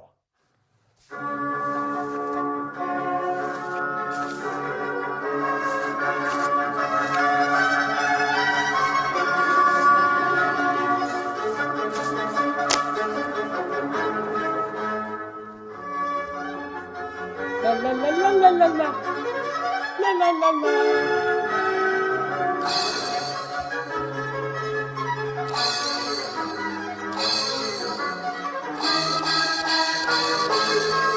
All right, enough of that. Thank you, Hayden. Now, we've got quite a few people to mention. This time of year, we always get a bunch of people because it's like the spring, it's Tony time, things have opened up. Lots and lots of folks to tell you about who have been on this show in the past, and now they're doing cool things. For example, mazel tov to our actor friend Danny Burston. He has a featured actor in a play Tony nomination to his niece. I think he's been Tony nominated many times. I think he even has a Tony. But he's been nominated again, this time for the play Marjorie Prime. And he is in that show, or he was in that show. It's not, unfortunately, running anymore. But congratulations. Also, mazel tov to our actor-director friend Ruben Santiago Hudson. He, too, he's running against Danny Burston in the same category for featured actor in a play for the revival of Joe Turner's Come and Gone. And mazel tov to the one, the only Andre DeShields, who has a featured actor Tony nomination in a musical for being one of the centerpieces of the revival of Cats, The Jellicle Ball. Congratulations to Marcus Goldhaber. Rawr. Memory, all alone in the junkyard. I sure wish I had Purine. I don't know where I'm going with that. Marcus Goldhaber's new single, You're Here, is just out, and this is kind of cool. Just in time for Mother's Day, co-written with his mom, Mary Lynn Goldhaber. So a real double mazel tov there to Marcus. Go to his website to get his music and find out more about him. Debbie Grabit is on Broadway in the musical Just in Time at Circle in the Square Theater, and Harada is in the acclaimed musical comedy Schmigadoon at the Nederlander. Andre DeShields, we mentioned, he's in the Jellicle Bowl still at the Broadhurst. Want to let you know that in just 15-20 minutes, you can go to Don't Tell Mama and see the American Popular Song Society concert, which is emceed by our friend Tom Tose. So if you're listening right now, just you're in New York, get to Midtown, you can go right there now. Later on today, you can see the play Movies, TV, Mayhem at the Theater Row Theater on West 42nd Street. Richard Caliban is directing that. And want to tell you that, speaking of directors, Robert W. Schneider is directing a revival of the poignant musical Carnival being done by his J2 company at the AMT Theater in Midtown. You have just today and tomorrow to catch that. Mike Agranoff is going to be at the Jalopy Theater. I love the idea. All these, you think everything's closing down, all the theaters, the cabarets, they have no money, they can't run. And then you start hearing, I've never heard, there's a new place in Brooklyn, there's a new place in Crown Heights, there's this place downtown Manhattan. So there's a place apparently for folk music and acoustic music and music lessons called the Jalopy. It's in Brooklyn, and Mike Agranoff is there in concert tomorrow, May 10th. On Wednesday, the 13th, Judy Mark is doing her Gwen Verdon tribute, Merely Marvelous, at the Laurie Beachman Theater. Playing now, we mentioned her before, starting on Wednesday at the Public Theater, Amy Mann's musical Girl Interrupted is at the theater on, You can run there now. Run there. I'm running there now. Woo! I feel like a little girl. I feel like a little girl. if you, I feel like a little girl. Opening night, she'll be there. It's not opening night yet. It starts You feel like previews. Hans when he got the cow. No, but if you know her very good last album called Queen of the Summer Hotel, it's all about basically continuing her theme of mental illness. It's and the diagnoses and misdiagnosis. So it was sort of. What was her mental illness? Well, no, she's and she knows and she's gone through some stuff. So she wrote a musical about it. Like what? Well, she had, I think, a rather problematic childhood, and she also had some serious physical, whatever, issues later in life, where she was almost borderline suicidal. She was in so much pain.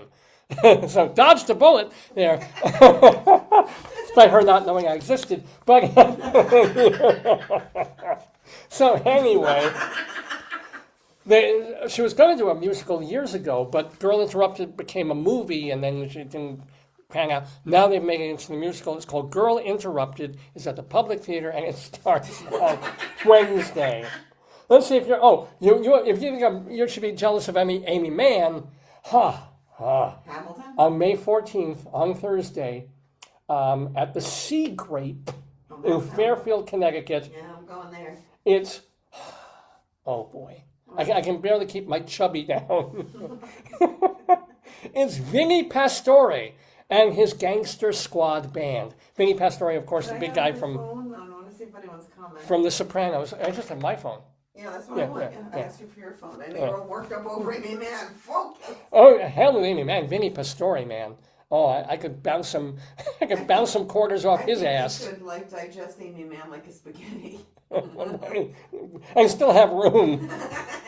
Have room for Karen Carpenter on the side. Charles Bush, our great friend Charles Bush, also on Thursday, he will be the honoree at an Urban Stages Gala in Midtown Manhattan. So congratulations, and go see him there on that. And then starting on Thursday, I'm running for a week and a half, Robert W. Schneider. Now, I don't know how the hell he does this, and his theater company does this. He's literally, they're just doing the last weekend of Carnival. I know everything again. I just fixed everything. Look what you did. I literally. I'm going to start doing this show in my room. You knocked over everything. Not everything. I knocked over one little No, piece of your this, thing. And you knocked over that last. Oh, all the cups are going to fall. Well, use the tweezer. I can't use the tweezer. Oh, no, that's it. Use the tweezer. You used the blanket. Anyway, Robert W. Schneider. I know where the cups went. Well, no, they're going to be somewhere. If they're not on the floor, they're on the table. It's not like they ran away Where's the cup for the with espresso? the dish and a spoon. All right, let's see. Gently, gently. Downstairs. So he just finished directing, and they're just finishing Carnival at the J2 thing. I mentioned that. Why is everything shaking? I'm literally not even touching the thing right now. It's my voice. It's the sound of my voice. So Schneider is also now directing The Mystery of Edwin Drood, and that opens on Friday at the AMT Theater again. It's his J2 company. So don't miss that. What else? Beth Malone, our friend of the Daverhood from Colorado. Beth Malone on Friday and into next Saturday is going to be singing at 54 Below. She has her cabaret show. It's devoted to, quote, 1990s lesbian icons. I'm there.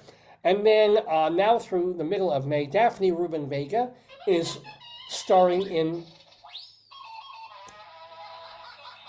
a revival of the Elmer Rice classic, The Adding Machine. That is by the new group at the theater at St. Clements in Midtown. And speaking, I mentioned Ruben Santiago Hudson. He's Tony nominated now for Joe Turner's Come and Gone. Well, he's still in it. It's at the Barrymore Theater. I mean, it was just opened a week ago, so of course he's still in it.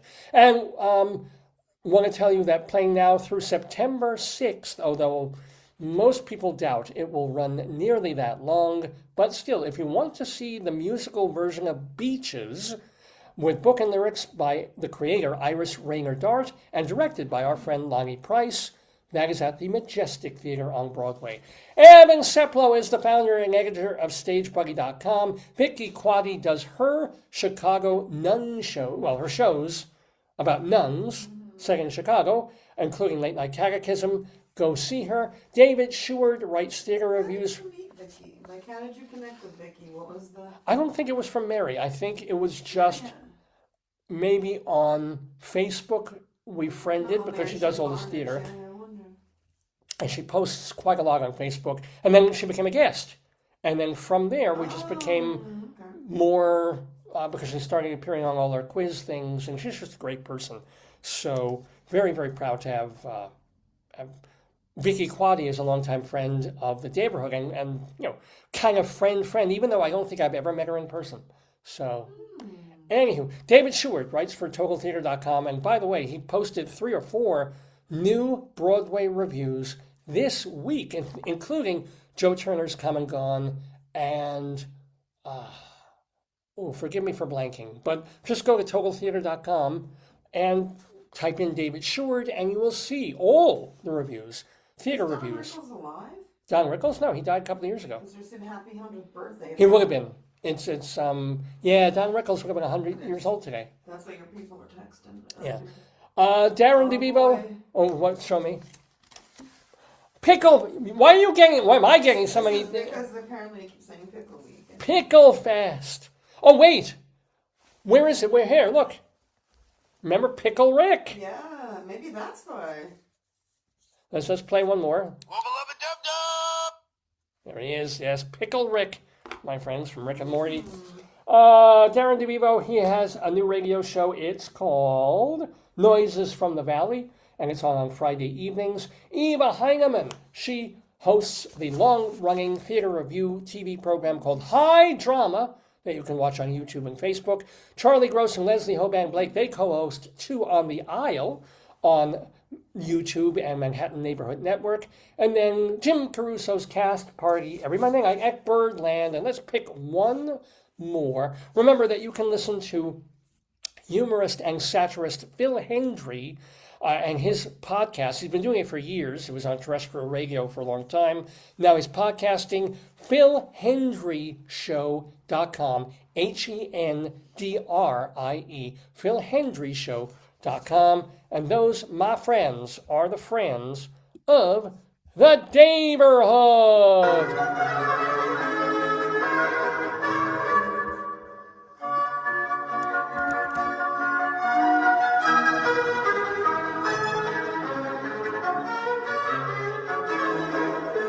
I love that we play classical music to set the scene for our friends of the Daverhood, because we usually do it towards the very end of the show, and then that leads us into a high-mindedness, a seriousness of tone, and artistic culture, and beauty, and aesthetic class, just in time for poetry. And I do know how you all love poetry, ladies and gentlemen. Well, I've been writing poetry for several years now, but not perhaps John Donne sonnets or Elizabeth Barrett Browning or even Elizabeth Barrett's delicious brownies. No, I write limericks, my friends. Limericks about all these different places in Colorado. Big cities, small towns, ghost towns that no longer exist. If they were on the map at some point and Wikipedia lists them, I will try and make a 5-line poem about it. Now, since they're limericks, which is a form given to playfulness and humor, like Edward Lear and the guy who wrote Here I Sit Broken-Hearted, except that's not a limerick. Maybe it's part of one. So my limericks are deliberately disgusting, vile, sick, tasteless, evil, and horrible. That's why we call them Colorado Limericks of the Damned. And so this week, we will be going to the Colorado town, unincorporated community, if you will, Colona, Colorado. I have a poem. It's our Limerick of the Damned. Oops. A limerick is a comic verse of 5 lines, in which lines 1, 2, and 5 will end with words that rhyme, and likewise verses 3 and 4 also end with words that rhyme. So this is a limerick. Rocky Mountain,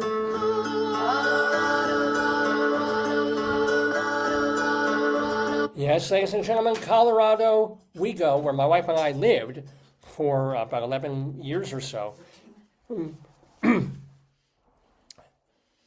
The Colorado Limerick for this week will be for Corona. Let me tell you a little bit about it. It's an unincorporated community in southwestern Ouray County. Ouray! And it was founded in the 1880s. Now it was,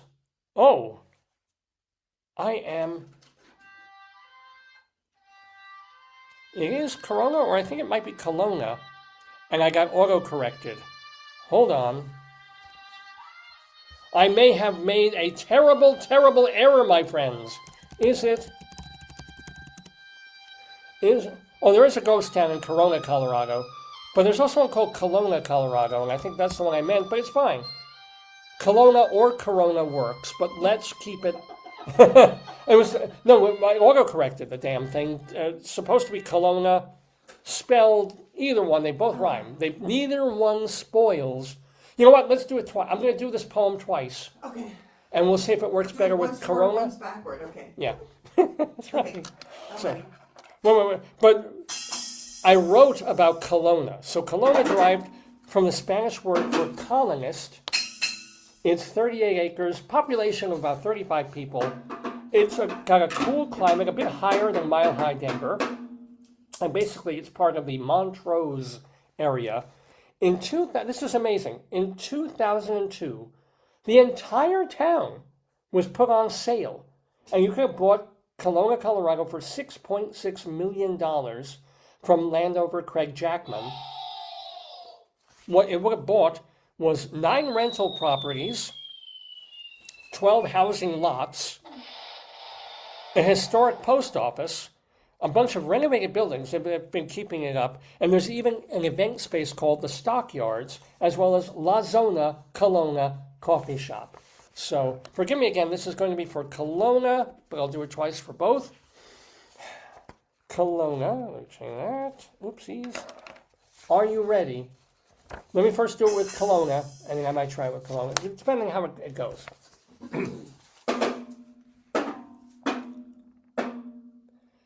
A queer theater troupe in Colona grew vexed with their trans Desdemona, 'cause any young fellow who played her Othello forgot his lines after he'd blown her.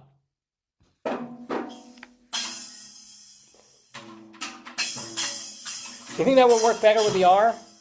Corona? I'll do it faster. Let me see.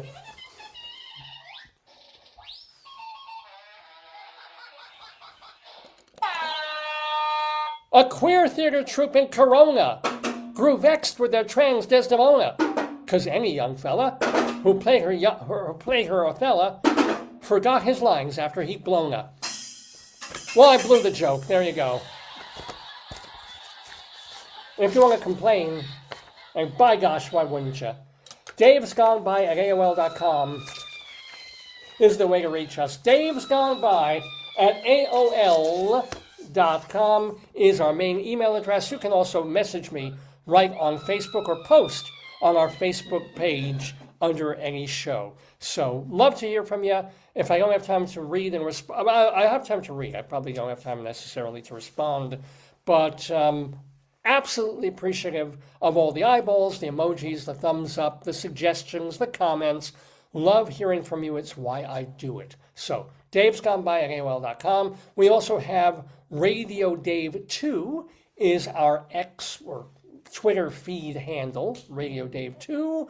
We have our Blue Sky page, which is Dave's Gone By. We have an Instagram page, David.Lefkowitz. Yeah, we're in it. We're on it. It's Frontier Airlines jet reports striking a person at Denver runway. Whoa. You were just talking about the horse. That horse is cursed. I'm telling you. They said that someone died when they... Or maybe someone heard what I was saying. They put the Google eyes on the horse, and it was so distracting to the pilot. How could it be a pedestrian? Attacked on the runway. Doing on the runway? I don't know. You don't find that weird? Let's see. Well, of course it's weird. I think it's like one of those people, those flashing. Everything is behind a firewall. Ooh. This is AI. I don't understand why a person would be on the runway. And this is especially bad now because Spirit is no longer. So everybody who was going to buy tickets on Spirit is now buying on Frontier. It's like you take your life in your hands, ladies and gentlemen. At least if you're on the runway when a Frontier plane is coming. But anyway, we've got, yeah. There was the pedestrian scale, the airport fence, and round to the runway. Okay, yeah. Whose fault? No, Whose it's so fault? weird though. You wonder, like, I mean, we all been late for plane. I know, right? Yeah, but It's so weird. You were just talking about the horse, and I remember when we passed the Denver airport, and yeah. then I show a clip about a guy who Denver airport was built on native lands, which were burial grounds. So it's like all of this. Ooh. Yeah. So what happened? Was the guy killed? Was he just? Oh, really? Oh, whoops. And there's a lot of hantavirus. Well, the guy who got struck, he's now flying somewhere, either up or down, but he's going somewhere. Ew. What?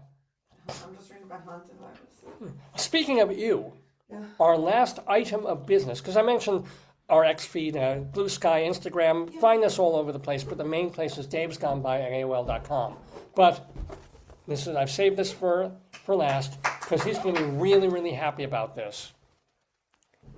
That a particular company has an FDA recall in place this past I week. gotta do breaking news. Hold on, wait. Breaking news.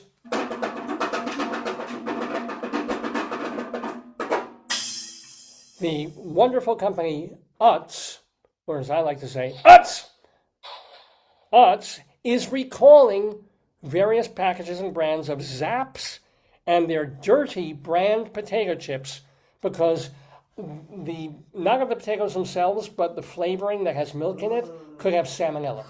It's a precautionary thing, but look at it. Millions of potatoes will not be eaten now.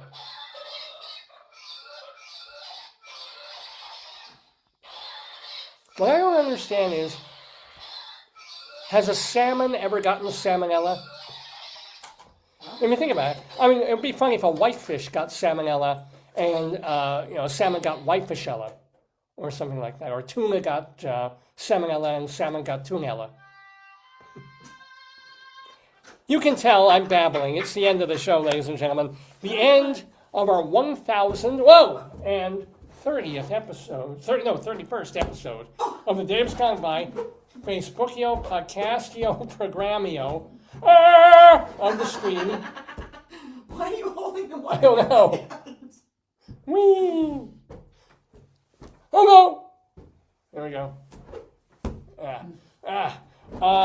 With me, Dave Lefkowitz, my darling and adorable wife.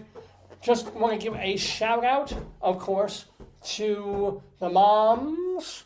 To all the moms out there, particularly my mom, Brenda, who has been on this show very, very briefly on like my birthday shows and our New Year's programs. Love you, Mom. Happy Mother's Day to you. And happy Mother's Day to my aunts also, my Aunt Bonnie and my Aunt Esther. Love you guys. What about your cousins? They have kids?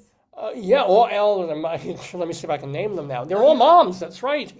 Yeah. My cousin Deborah. Yes. My cousin Adam's wife is. Stephanie. And then and the other my, Adam's wife is. well, Marnie, yeah, she's a cousin. The other wife is. And the other is Dana, happy. Deborah. And Deborah. Who else? Do you have any cousins who have kids who you want to shout out to? But anyway, to all the mommies out there, not every kid turns out as fabulous as me. So the work that you have to do to get a child through, even if they don't have my scintillating personality, my great brain, my looks, my muscles, your bunions, my fantastic bunions, and if you close your eyes, I can do this. Oh, please don't. I Not won't. for Mother's Day. No, come on, no. I can still see it. Get it away. Oh, all right, I'll turn it away from the camera. Jeez. That's a whole other type of mother. My wife is sparing you something really, really disgusting. Save it for next week. Well, no, it'll be dried up by next week. I'll do another one next week. But anywho, next week will be the 1032nd episode of Dave's Gone By. We're planning, we should have a really, really cool guest, but it's not 100%, so I'm not going to say who it is. It's a cabaret kind of guy. We'll find out. You'll just have to check davesgoneby.com as well as our Facebook page, Dave's Gone By, to see what we're up to in the Daverhood next week and the week after and the week after that. So it just remains for me to thank you one more time for watching this episode of the show. Make it a fine week. Love to my father up there somewhere on his yard site, his 5th anniversary yard site. You can do this for the mommies. Oh, you can fill it again? Yeah. Do it for the mommies. Yeah, well, the mommies who will do anything to support their kids and their families, including dancing in a certain naughty way. I'm gonna let my darling wife fill that, so we end on a big note. What else this week? It's not Shavuos yet. It's middle of May. Whatever it is, just make it a fine week. Got pretty decent weather. It's gray and cloudy and a little bit rainy, but it's good for the grass and pretty good overall. Better than 90 degrees and hot sun. I will say that. Okay, just almost there. Almost. I'll play the music and then I'll do it. Oh, it's ready. It's ready. Ladies and gentlemen, thank you for watching Dave's Gone By. Dave's Gone By. Dave's Gone By.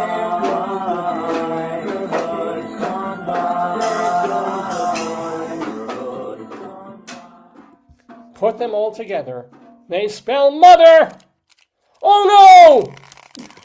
There we go. There we go. Should give me a Viagra beforehand.